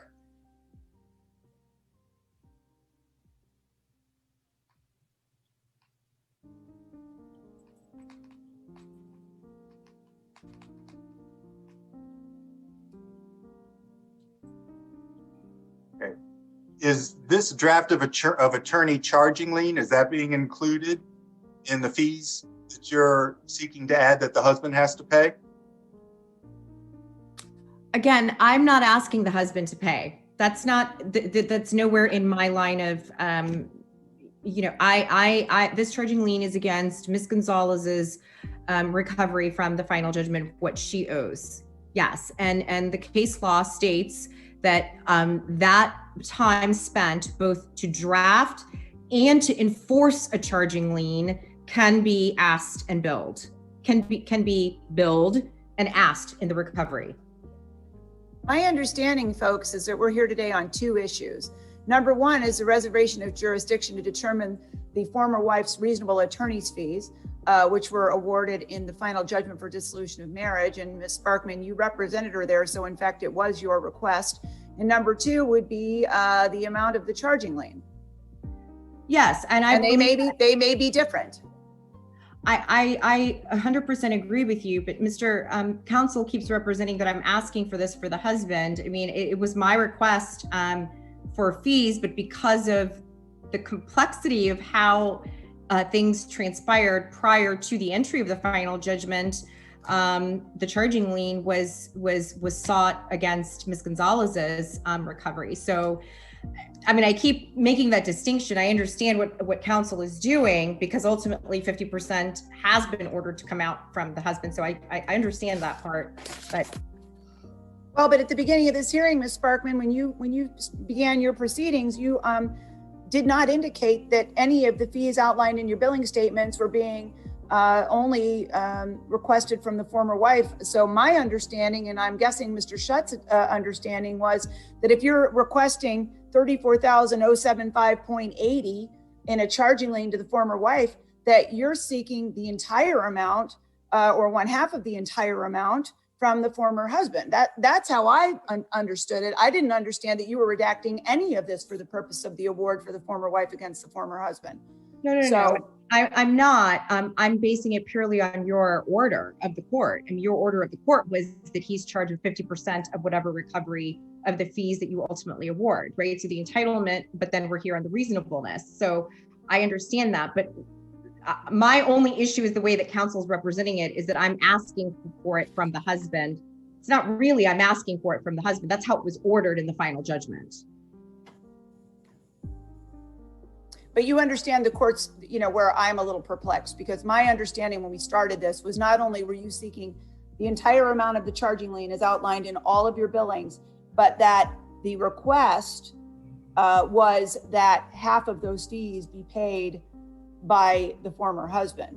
So I understand where Mr. Schutt's going with this questioning, because you may very well assert that drafting the notice of charging lien is properly attributable to Ms. Gonzalez, but Mr. Schutt's position is it's not properly awardable as attorney's fees to the former husband because it's improper under the law. So that's where we're headed. And I think it's not a difference without a distinction, it's a difference with a distinction. And I get it, so that everybody knows, I get it, I understand the difference. So Mr. Schutt, you can proceed. Okay. The last two entries on this particular page, you have 8 and 8.2 hours, but can you expand on what that was for? This looks like it's a trial. So these were incurred on the actual days of trial. Do either of those time periods include travel time? I don't think so, because if you look at the time frame, I mean, I know there was one day, and I know the court probably remembers, but I mean, I spent an excess of 3.5 hours, 4 hours in the car. So if you count the time, I don't think so. Was one of the trial days a half day in court? I don't think so. I'd have to go back. I'm sorry. I don't think so. There was a day that I was not there until close to 10:30 because I was stuck in traffic coming from Tampa. But I don't think we ever started in a half a day. I think it was each day was a full day, and I was supposed to be there at 9 a.m. that morning. Okay, so the one you got there late for, did that go past 5 o'clock that day? I don't think we ever went past 5. I can't be sure. I'd have to look. So was this 8 hours in actual time, or just a guesstimate based on what a normal workday would be if you look at a 40-hour week? No, I mean, the time that I actually spent, and there was time outside of just standing in the courtroom, just various things, trial issues that came up that had to be addressed for the trial in my presentation that I would have had to attend to. So.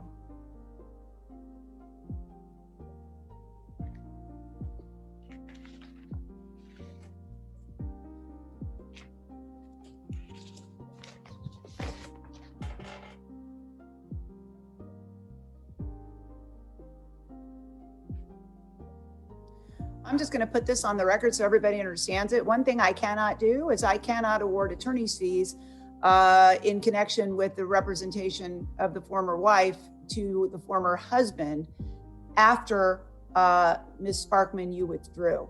And I believe that you withdrew pretty quickly after the trial. I have to look, but it looks to me like some of your billings, for at least as far as the hearing today on the fees attributable to the former husband, it appears to me it looks like it's after you withdrew. I just want to make sure, because I thought you withdrew really quick in February.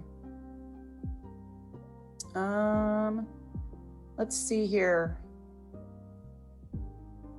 Judgment. Maybe I'm wrong. Maybe I am wrong. It looks like you withdrew on the March 2nd, maybe.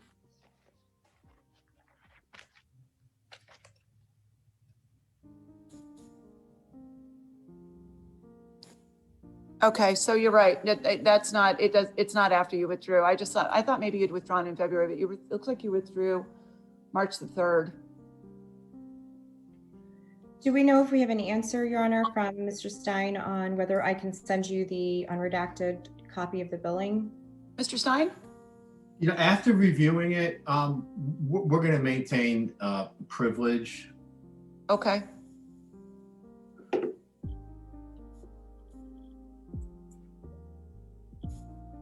Your Honor, I have no further questions. Most of my basis regarding the attorney's fees is going to be brought up in legal argument based on the Florida case law on reasonable attorney's fees. Sure. Mr. Shutt, would you provide me with this exhibit that you've put up on the screen? I think it'd be helpful to the court to see what items you're contending are purely clerical. And then also, Mr. Stein, I have a question for you. How is it that I can determine the reasonable attorney's fees that would be assessed against Mr. Gonzalez for the entries where there are redactions? Because, you know, for instance, the one that's right in front of my face right now says research case on blank 4.5 hours. And if we're maintaining the redaction, I have no way to determine whether that is a reasonable entry or not. So it really leaves me with looking at that redacted entry and saying, I can't assess that because there's nothing there for me to make a determination on reasonableness at all. Understood, Your Honor. And with that, I'm gonna I'll waive as you suggest, and just to let you know, our position is we want to ignore all those entries that we didn't have a hourly agreement that those entries were done after the fact and we're essentially double billing and she's not entitled. Well, wait, that's a different issue. I mean, obviously I have to rule on the issue of the charging lien and the amount of the charging lien, number one. But number two is I have to rule on the amount of the attorney's fees that Mr. Gonzalez should pay 1/2 of. And I have to make a determination as to the reasonableness, not only the reasonableness of the fee, but whether there were items that were charged in the building that were line items that were purely clerical in nature. And in order to do that, I don't know that I can do that without seeing the full billings. I think I have to have the full billings to do that. If I don't have that, I'm going to have no other option than to strike those items where there's nothing informative to the court as being unreasonable, which may significantly reduce the amount of fees that the court awards or may not. I don't know. I'm going to have to take some time and go through all these billings, which I will do. But in order to be able to do that, I think I have to have the full billings. And if Ms. Gonzalez isn't willing to do that, well, then the consequence may be that a lot of these things that are redacted may just go away. And she did waive, and I had jumped in and removed it without talking to her. So she's going to continue with the waiver. Oh, with the waiver. Okay. Which means that you will provide me the non-redacted portion of the bill to review in camera, correct? Yes. Great. So, are you going to send that, Mr. Stein, or would you like me to send the copy that I sent? I'll do whatever anybody wants me to do, whatever's easier. And Tommy, you there? Yes, I'm here. Okay, so obviously this will be a trial exhibit. And I think we would mark it as petitioner's exhibit number 19. But after I review it, it's going to have to be filed confidentially so nobody can see it. Can we do that? Yeah, we can do that. Okay, perfect. All right, I understand the arguments from everybody in this, and I'm going to have to take both issues under advisement. Number one, because I do need to see the non-redacted billings and go through everything. I also need to review all of the exhibits that were admitted. And Mr. Shutt, I didn't hear from you whether you would be willing to provide me with this summary that you prepared that actually shows all of the line items that you're objecting to, because that would be helpful. I did. I believe I sent the email to the email for Jennifer McAllister. Wonderful. And if I, for the record, can just state an objection to the husband not being able to see the unredacted billing statements for purposes of determining attorney's fees. I just want to state that for the record, that we object not being able to cross Ms. Sparkman as to those entries. Well,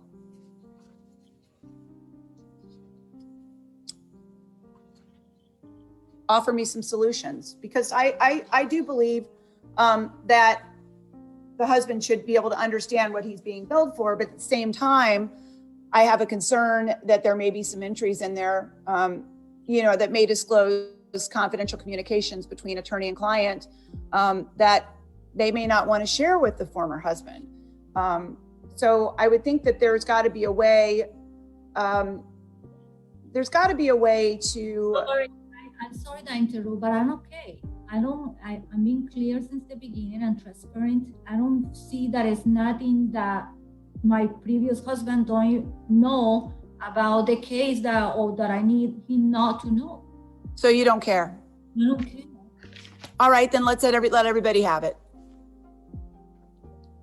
And I didn't think you cared, Ms. Gonzalez. I mean, you've been pretty open throughout your trial about everything. So I would actually be surprised if you cared that he got the non-redacted, because you've been pretty much an open book.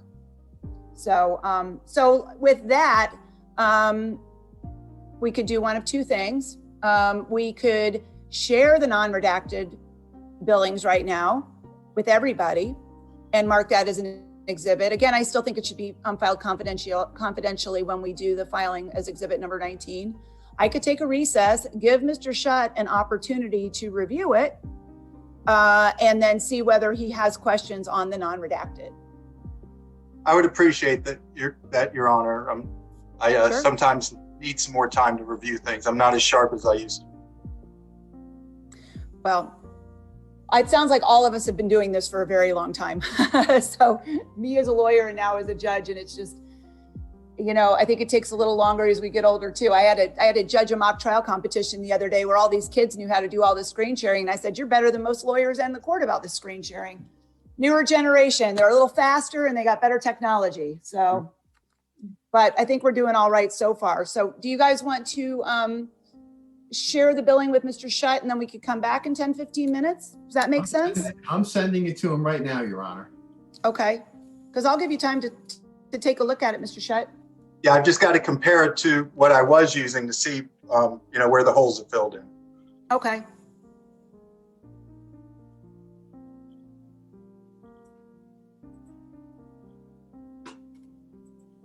It was just sent.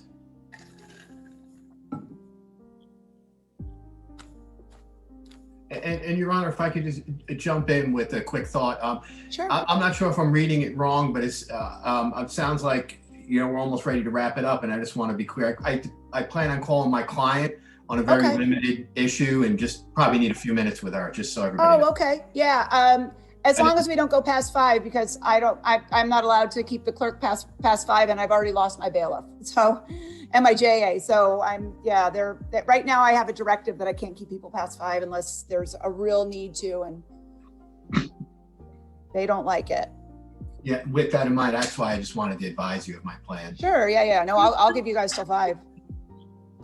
Strangely, I just looked at my calendar on this, and I think this actually was the last trial that I tried before the whole courthouse got shut down, and I'm now sitting here with an empty courtroom. So how bizarre is that? February 11th and 12th of 2020 was the last in-person trial that I had. Wow. Strange. Mr. Shutt, you're still screen saving? I'm just, because sometimes I've kept mine on and I just don't want your entire system to pop up if you wanted to stop the screen saving. Screen sharing, you mean? Yeah, sharing, I mean. Yep. I think we still have the billing with his notes up, which is what he was going to send over to me too. Yeah, no, There we go. Sabrina, I won't keep you past 5 either. How's that? She's on mute. Oh, sorry, I'm a goofball. I'm here for the duration. It doesn't matter. All right. All my babies are grown. Nowhere to know. go. Oh, I know. We've known each other since we were little kids. oh my gosh. That's why Yep. she's my favorite judge. Oh, that's awesome. You're my favorite too. Yeah, I only get you randomly. I know. You, I- Did your sister tell you that I ran into her at Crystal River we were staying in the same hotel? Get out. No, she didn't mention it. Yes. That's so I'm going funny. down to breakfast and there she is. And I'm like, Missy, what are you doing here? She didn't make you selfies. She's like a selfie queen. I think she might have selfied me and it was way too early to be doing that. Yeah. Not at 7 a.m. when you're going down for coffee. You're like, oh, Yeah. don't do that.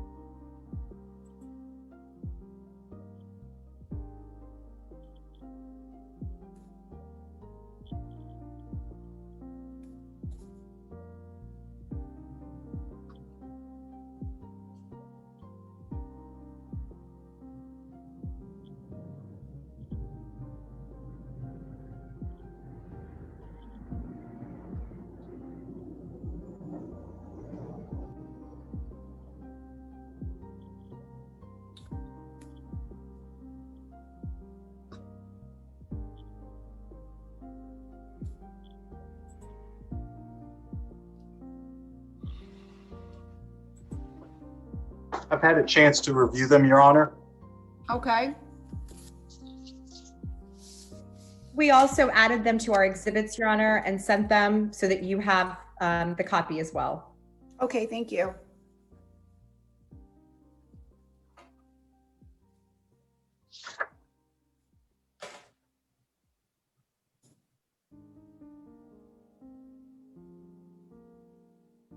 Mr. Shett, do you have questions you want to ask Ms. Sparkman based on the newly non-redacted version of the billings? I think they're fairly self-explanatory. I would probably most likely address them in legal argument based on the standards for reasonable attorney's fees. Okay. Just looking through them again, because I highlighted the differences, but nothing really snapped out at me. Okay.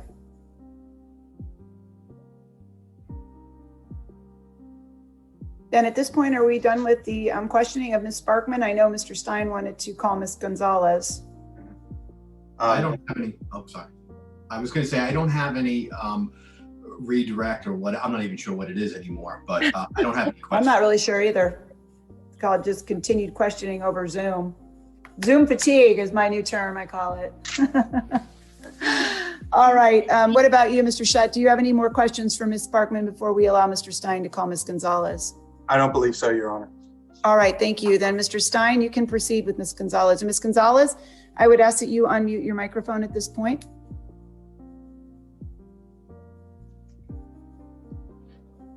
Yes, I am. Okay, Mr. Stein, you can proceed. Ms. Gonzalez, who was the first attorney you hired in this case? Mrs. Gan Denise. What was her name? Denise Gan. Denise Gunn, thank you. Okay, and did you sign an agreement with Attorney Gunn? I did. Do you recall what type of agreement it was? Yes, it was a flat fee of $5,000, and she provided me with a payment plan, which is outlined in the contract that I provide to you. And can you look at Petitioner's Exhibit 16?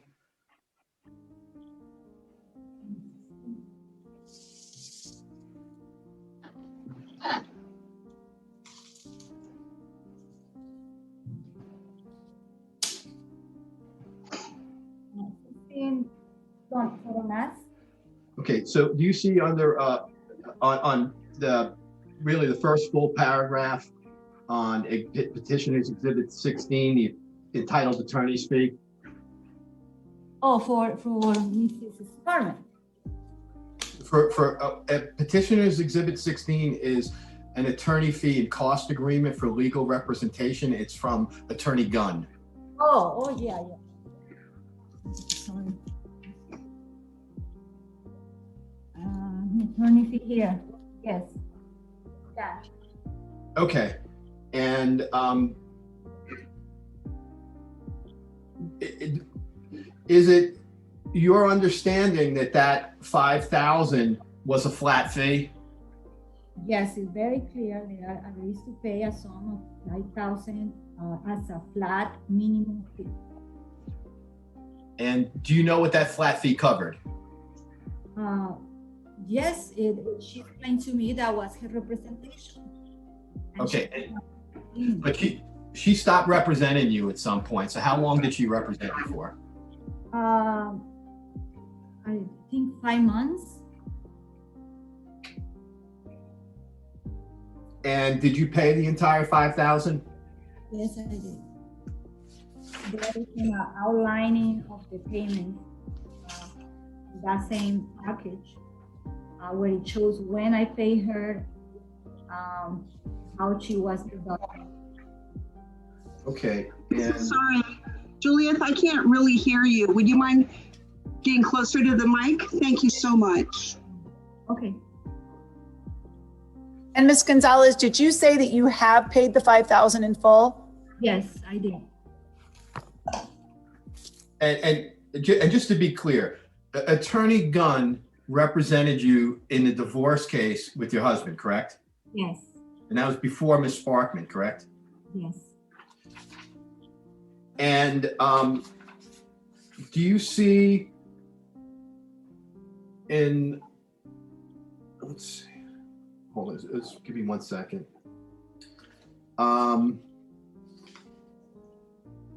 Who's Stephen Baker? He was hired by Mrs. Gant, Denise Gant, as the accountant. And did you pay any money to Mr. Baker directly for consulting fees? No, directly at that, when I was with Mrs. Gant, everything went through Mrs. Gant, and she gave me a contract with him. And it's also the one that I give you there. And he outlined his fees. What was he in? I'm sorry, go ahead, continue. He outlined his fees there in that contract. What was Mr. Baker an expert in your case? I don't know how, I don't understand that. He was the accountant for my case on my side. I'm sorry, a little louder, please. Yeah, Ms. Gonzalez, we can barely hear you. He was the accountant on my case, Mr. Baker, and Mrs. Sparman contacted him a couple of times, and he was to show up on the trial day, but then she canceled him without my knowledge. And were you charged separately for Mr. Baker? Yes, he charged me, I want to tell you exactly the amount, $9,275. Okay. And was that in addition to what Attorney Gunn charged you? Yes. So how much total between the Mr. Baker, the consultant, and Attorney Gunn for the first part of your case? $14,275. And then as far as I'm concerned, when did you hire me? Just a few weeks after the trial. I don't remember exactly the day, but it was in March. March. Did what kind of arrangement did we have? We have a flat fee arrangement as well. Okay, and how much did you pay me for the first part of the representation? $1,500. Okay, and is it true that there was additional work that wasn't anticipated when we first started? Yes, the RB issue. Okay, and did you end up paying me an additional flat fee for the extra time in the case? Yes, sir. How much was that second one? $900. So you paid me a total of how much? $2,400. Do you owe me any more money? No. Do you expect to have any further bills from me? We have no conversations that will make me think that you need more money from me. Okay. Now, as far as your representation by Attorney Sparkman, when did that start? Sparman back on June. What year? 2019.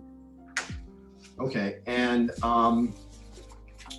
what kind of an agreement did you come to with Attorney Sparkman at the outset? We start with a contract of retainer, which she asked me for $10,000, and I give her $5,000. But she went and looked into the case, and she found out that my case was in a trial schedule already. It has the pre-trial trial schedule. So she came back to me and said that because my case was in that stage, she needed to change her fees to $25,000 instead of doing the retainer thing. When she changed the 20 to 25,000, did you talk about getting itemized billing and hourly billing or something else? Well, she sent me, I asked her, okay, I will need an itemized billing for the 5,000 that I give her. And I have provide you the, I think it's in Exhibit 2, where I asked for that information. I'm sorry, you got muffled. You said, did you mention exhibit? Okay, where I asked her, so please to provide me with the, outline. My question, my words at that time were, I'd like to ask you if you can please send me a today detailed report on work already billed. I got a little scared when you told me the first 5K were already gone. This is a loan and I had to make it sure it goes a long way. Excuse me, are you reading from something? I'm reading from my messages with her. Can you identify what exhibit that is so everybody can follow along? Exhibit 2. Exhibit 2, it's, Your Honor, that's our petitioner's Exhibit 2. Okay, thank you. Okay, I'm sorry to interrupt. I just needed to get that on there if it wasn't clear. And then she answered, yes, so the 5K I will send you, Bill. This new retainer is a flat fee for trial, so it's different, but yes, we will send you, of course. Give us a few days into next week to do so as girls are working in Sunday lines, but she never sent it to me, ever. Okay, and did you pay that flat fee? Yes, I did. Was it your understanding that that flat fee replaced the former agreement? Yes. Yeah, that's what she wrote there, that it replaced. After you paid that flat fee of $25,000 and the $5,000 down on the initial retainer, did you expect to receive hourly billing statements and requests for payment for hourly billing in addition to that flat fee? No. When was the first time you were requested to make payments on an hourly fee? It was in December 2020. How long after that was, Like what amount of time transpired between when you paid the $25,000 for the flat fee and when you started receiving a request for hourly billing? Well, I had to clarify something. It wasn't a request for hourly billing. It was just another bill, which I asked her to clarify why she's billing me. And you can see that in Exhibit.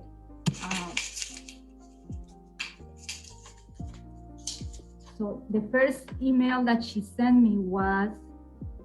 What exhibit number is that? Exhibit 3. So I didn't hear anything about fees with her until this day, which is an email from the law, Sparman Law, and it says, happy holidays, but I reviewed your file recently, brought to our attention that your retainer is expired. We are at the stage that we require replenishment amount of $7,500 to be paid on or by January 1st. And that's all I heard. So then I questioned that. Well, let me jump in for 1 second. Did you receive a billing statement with itemized billing after that? No. Well, I'm listening to me carefully. In February 2020, weeks after that, is that when you first received an itemized billing statement? Yes. And so they were asking you to replenish your retainer, but you didn't see where the money had gone, correct? And I didn't even knew that I had to replace a retainer. I wasn't a flat fee. I understand. So at some point, did you have any discussions with with Attorney Sparkman about what the flat fee covered, or about reverting back again to a hourly billing?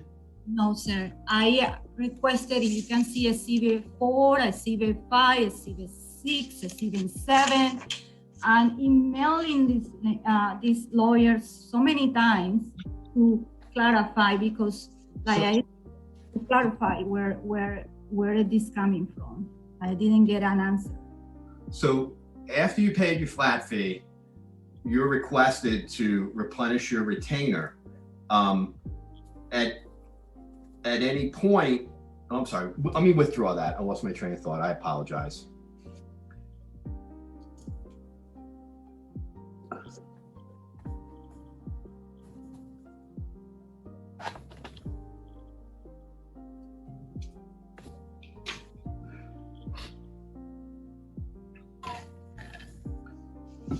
When was the first time that you were asked to convert? I'm sorry, I'm going to ask it this way. When you were asked to convert back to a hourly agreement, no, I'm not asking it right again. Let me try one more time. I apologize for fumbling. Isn't it true that when you asked for itemization after you were asked to replenish the retainer agreement, you were told that that was going to cost you more money? Is that correct? Yes, that's correct.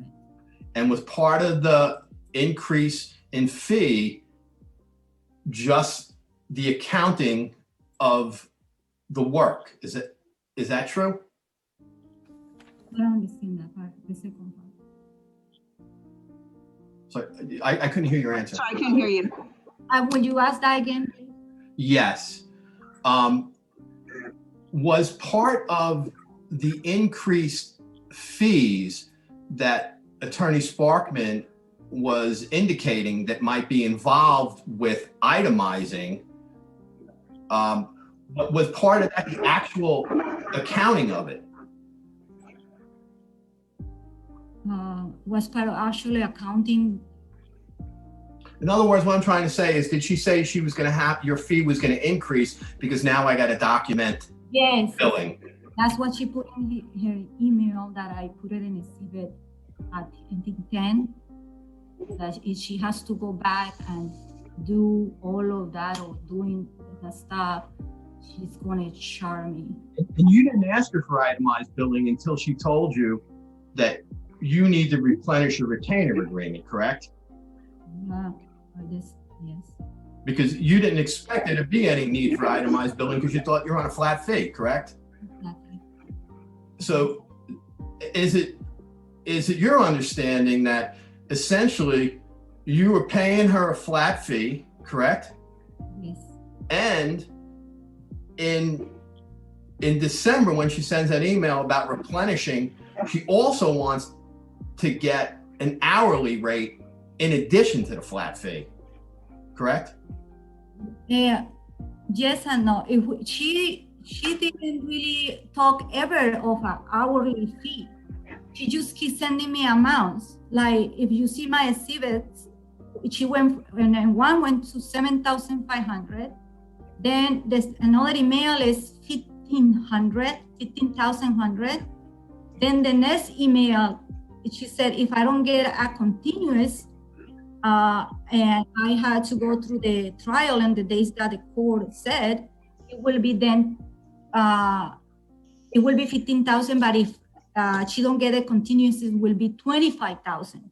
So there wasn't hourly rate. She just keep adding these numbers and coming, and I just like really lost, like what she's doing to me. It's like, it will sound like threatened, or I leave the case, or you can read it in the emails. Because at one point I just decided to just put everything on writing. Okay, and did you agree to go back to the hourly rate? Never. Because never, that will not. It was not the way I've been practicing since I did this, because like she said, my financials were very, very poor and I lacked of the money. So I couldn't agree to something that I don't know where I'm gonna go. And when you got your first statement itemizing the hourly fees incurred, what period of time did that first statement cover? Since the beginning, since the first time she itemized our agreement. So when was the beginning?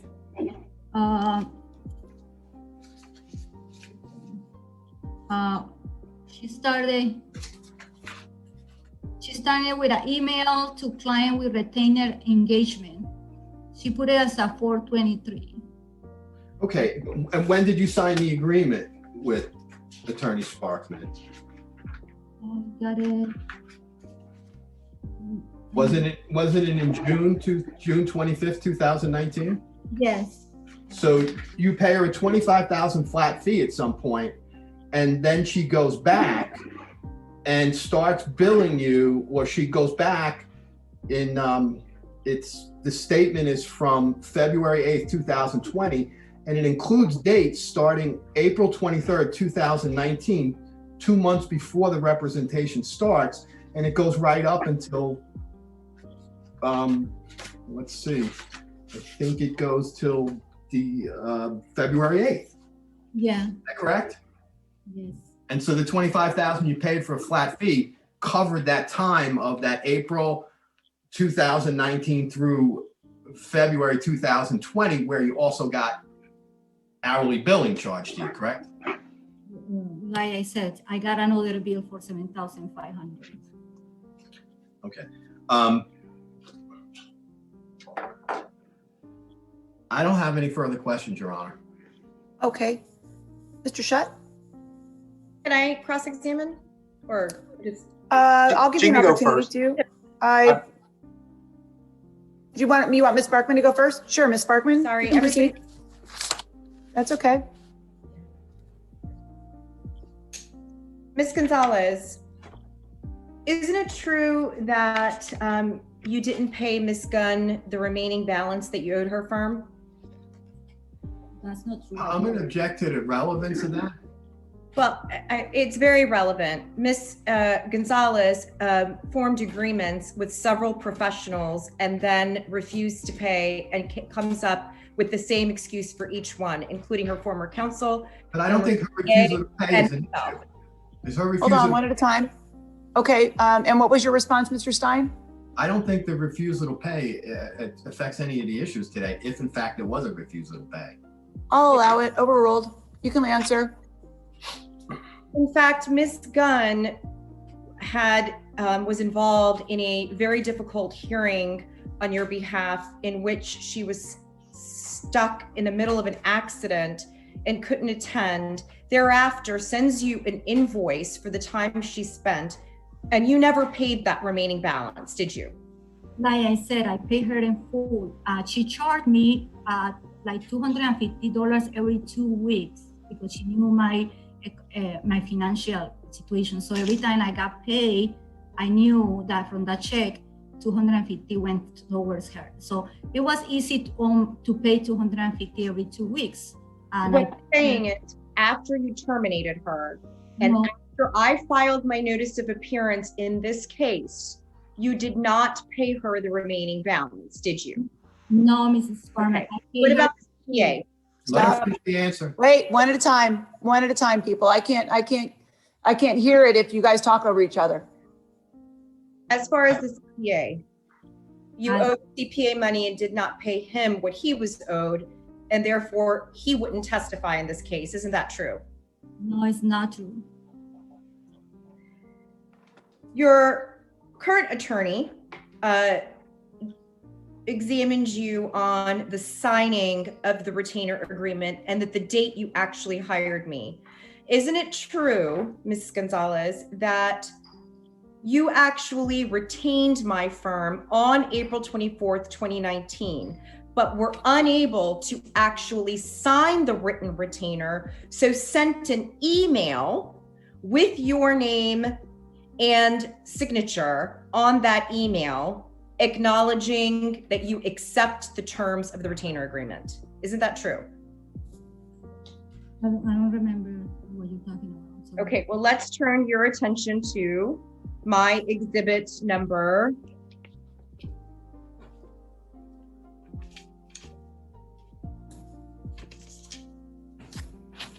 1. Yeah. Scroll down past the retainer and you will see your email with your signature. April 24th, 2019. You're talking about this? Yes, ma'am. Okay. What is the date? What is the date on that email? Email. The document you just had in front of you. I'm looking. It says April, the email says April 24 because I'm clarifying. All I'm asking is the date of the email right now. Yeah, What is the date? I'm clarifying our travel fees agreement, and that was April 24. Okay, April 24th, 2019. April 24th, 2019 was the date that you retained my firm. No, What it's was the date? clarification for the travel fees. It's no the Ms. Gonzalez, what was the date you actually signed the written retainer contract? oh, it's here in the contract. What was that date? 6/25/2019. Say the first word again, please. You cut out. 25/2019. That's June. when I signed. June 25th, 2019, correct? Okay. Isn't it true that you did not pay the full $10,000 that was outlined in the retainer agreement, but you asked for that to be paid in a payment plan and I agreed, correct? Correct. Isn't it true that in preparations of the first hearing, you, myself, and Ed had a discussion on the hourly billing and what I anticipated billing and had already billed, in which you asked me to send you a statement in that first month of discussion that we had. Do you remember that? I remember that you told me that, and you asked me for $25,000 because you changed it to a flat fee. And Ms. that, Gonzalez, at that point that we had that discussion, had you even paid your full retainer? You'd only paid $5,000. no, I didn't pay it because you changed it. So And Ms. Gonzalez, you showed an email just a little bit ago. Were you not challenging me during that phone call that you couldn't believe that $5,000 of the total $5,000 that you had paid had already been spent on your case? Do you remember that? the text, yeah, said that. Okay.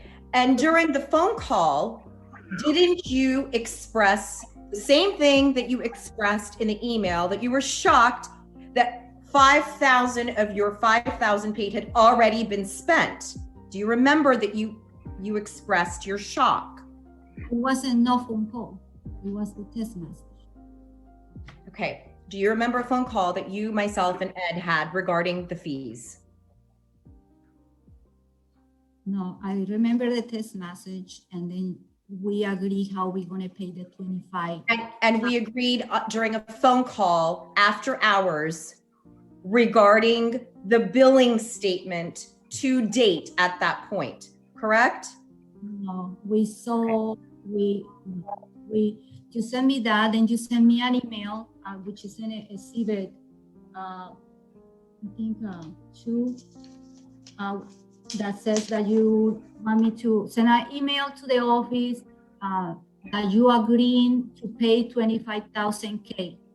and you're gonna bring. But that agreement was made during a phone call in which you expressed that you cannot continue to be billed on an hourly basis for this trial that was set. Do you remember? I'm sorry, say that again. You keep referring to the agreement that we made regarding the $25,000 fee towards the trial. That agreement took place during a phone call in which you were displeased with the amount that was already billed at that point. I don't recall that. Okay, well, the agreement took place by a phone call. Do you agree with that? No, Okay. it wasn't writing. Ms. Gonzalez, at some point, did you ask me to delay this trial as long as possible because you were moving? Well, let me tell you something, Mrs. No. Wait a minute, Ms. Sparkman, you asked the question, you let her answer. Did you delay it, Ms. Gonzalez? No, my situation, economical situation was so bad that I wanted a trial yesterday. And this keep moving and keep moving. I'm so grateful that the court finally pushed it to happen. Ms. Gonzalez, in the same situation.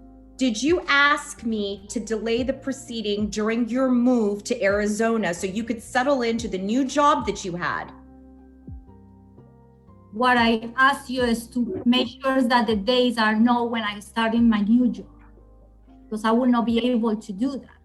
Ms. Gonzalez, wasn't the first date of the trial the date that I anticipated and that I was hired for to go forward on delayed because you decided to move right before the trial date to Arizona? No, I have never moved to Arizona until the end of my trial in 2020. Maybe I'm using the words move. Wasn't it anticipation for your move? You were spending extended periods of time in Arizona and could not come back to Tampa for the trial. And so you asked me to extend it. Isn't it true? It's not true. Isn't I it was true? going to a surgery, as you were very aware. Okay, and I have a job in Florida. Ms. Gonzalez, for all of the reasons, every reason that you had, those reasons that you gave to me are the reasons that that first trial was continued. And isn't it true that the very following month, I sent you the statement that you would need to pay the firm for us to continue providing legal services, which your attorney just examined you on or about December of 2020? Mrs. Sparman, you're lying. Ms. Gonzalez, I'm asking you the question. You just testified that in December of 2020, this is your testimony. You testified that in December of 2020, I sent you a statement asking to pay X amount of dollars. Wasn't that not even a month following when the trial date was set? We didn't know when the trial is going to be set. Remember, they set it for you because you never said one. The court had to hear with the representation that my ex and I have with this case. It was like 2 years trying to go to court. Ms. Gonzalez, I was not representing you for 2 years. You go to the appointments, it was something else with your case, it has some kind of deadline, and I was really wanted to have a case. Like it was always something. Ms. Gonzalez. Even for the last trial that we have, Ms. Gonzalez, I'm objecting to non-responsiveness. I want to make sure. Hold on. I'm not going to let you two ladies duke it out in my courtroom. You guys want to do this, you do it somewhere else. We are bordering on inappropriate. So you guys both need to take a deep breath and tone it down, because otherwise I'm going to end the proceeding. We have 16 minutes left. I would suggest that we ask questions that are relevant and keep the tempers down. All right. Ms. Sparkman, you may ask your next question. Isn't it true, Ms. Gonzalez, that by the time that the February trials were set for hearing, you and your boyfriend, Ed, agreed to remit the payments that were owed to the firm within 15 days of that trial fee? Not true.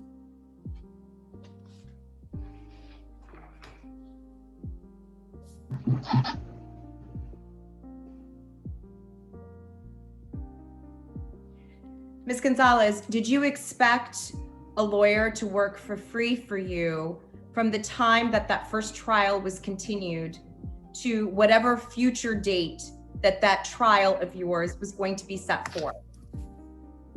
Is that what your expectation was? My expectation was getting the job for the flat fee that I was charged for. And just like you didn't pay Ms. Gunn, you didn't pay my firm, and you didn't pay the CPA. I'm going to object that hasn't. Hold on, there's an objection. What's the objection? The foundation hasn't been laid for whether she paid Ms. Gunn or not. There's no testimony. She's putting evidence into the question. It's not an evidence. And I believe the question's already been asked and answered, so it's sustained. I have nothing further. Okay. Mr. Shutt, you have some questions? Yes, just a couple, Your Honor. Thank you. I want to go back to the CPA, Mr. Gunn. I was not at the trial. Was he hired to testify at the trial? He was scheduled to go at the trial, and because Mrs. Sparman and I have issues during the trial, she canceled him without my, agreement. And I know this because I called him when I was in trial, and I said, "Why you're not here?" And I said, "Well, she called me and said not to show up." And I'm like, that was on the things that she did that day against me. Okay, and so just to clarify, to make sure I understand, he did not testify at trial on your behalf, correct? He couldn't show up because she canceled him. Okay. And has he sued you for any payment? No. Has he written you any collection letters for any payment, or said he's waiting on money from you? No, we have a payment plan. I'm sorry, we have a what? A payment plan. So are you paying him? Yes, I'm paying him $300 monthly. And are you paying him the full amount that's in the bill or a negotiated amount? He's being very kind, just paying him the 300, but just paying him the 300 full amount. Until How much have you? Full amount. How much have you paid him to date? I had to look at his last invoice. How much is left. I don't recall right now, like exactly amount. I can email you his invoice. Do you have any detailed invoices from Mrs. Gunn when she represented you? No, because that was a flat fee. Okay. But she didn't give you a statement of what she had done in time spent at any time? No, that was a flat fee. That never was discussed on such a thing. No further questions, Your Honor. Okay, thank you. Any other questions from anybody else at this point? I think we've heard a lot. Your Honor, if I could just have one question to clean something up. Well, maybe two questions. It's just Sure. to clean up. I have an exhibit that's marked petitioners 18, and I did leave off the Baker consultant. And actually, when the question was asked, I think the name Gunn was inserted for Baker, and Mr. Schutz was just asking the question about the consultant. Consultant is Baker, the attorney was Gunn, and the attorney Gunn's fee on my petition is Exhibit 18, which is just demonstrative evidence that I created. I made a mistake, and I apportioned $9,275 to Attorney Gunn, but that's actually Baker's fee, and I saw Attorney that. Gunn's fee is $5,000. I saw that. I saw the fees. They're in one of the exhibits. I already reviewed them. Okay, I just wanted to clear that up. Thank you. Thank you. Okay, folks. Well, we are nearing the 5 o'clock hour, which means that we have to wrap it up at this point. I am going to take this under advisement, both of the issues, and I will give you guys a written opinion. I do also want to review the non-redacted bills that have been submitted to me. together with the exhibits. I did receive a bunch of case law too. I'm not sure what the case law says, so I'm going to take a look at that too. My judicial, I almost said paralegal. My judicial assistant just gave me a big old stack of stuff from Lexis, so I'm going to take a look at that as well. I usually have my opinions done within a week. Okay. Your Honor, since we don't have time to make closing arguments, and most of my arguments are legal, is it permissible that we submit a written closing argument? If you'd like to. I mean, I do think that I understand a lot of your argument just from the way that you've asked the questions, which are that a lot of the billings are confusing so that you can't delineate between the clerical and the legal. And in fact, a lot of the billings that are there are purely clerical and should be redacted.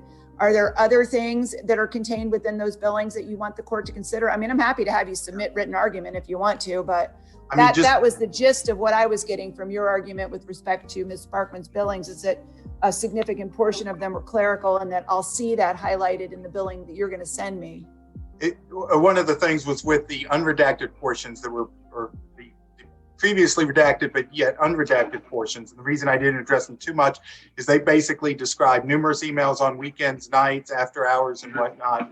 And there is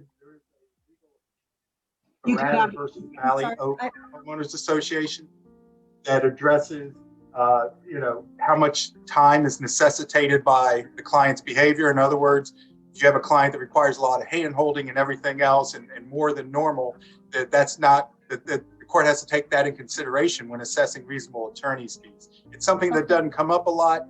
I think this is one of those cases, and that's what kind of jumped out at me when I reviewed the unredacted portions of the timesheets, because it just seemed like there was a lot of numerous calls, emails, hand holding, listening to videos from the boyfriend, stuff like that. I will definitely take a look at it, but I will tell you that I remember this trial very well. It was a long-term marriage, and there were a lot of things that were difficult for the former wife. So I'll have to take a look at them and determine whether I think they were excessive based on what I know of this case. It wasn't a simple case, and she, the day of trial, was very upset throughout most of the proceedings. And I, understand that there are some circumstances where a person may be a little more upset than others going through the divorce process, whether that equates to excessive hand-holding or not.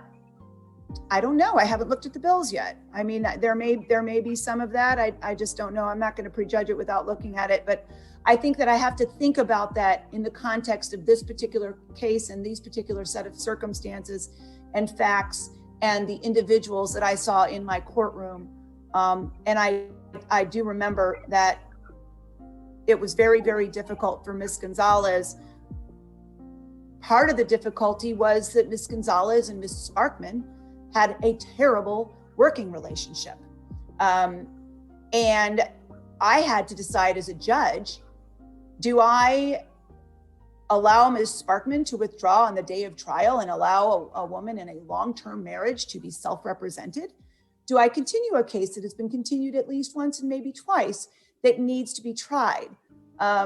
So despite that difficult attorney-client relationship, which we've seen again here today, I forced it to trial. So I may look at this and find that maybe there was some excess communications that had nothing to do with the case, but rather had to do with the fact that these two have a terrible relationship. And I certainly don't think that I should make the husband, the former husband, pay for the fact that these two ladies don't get along.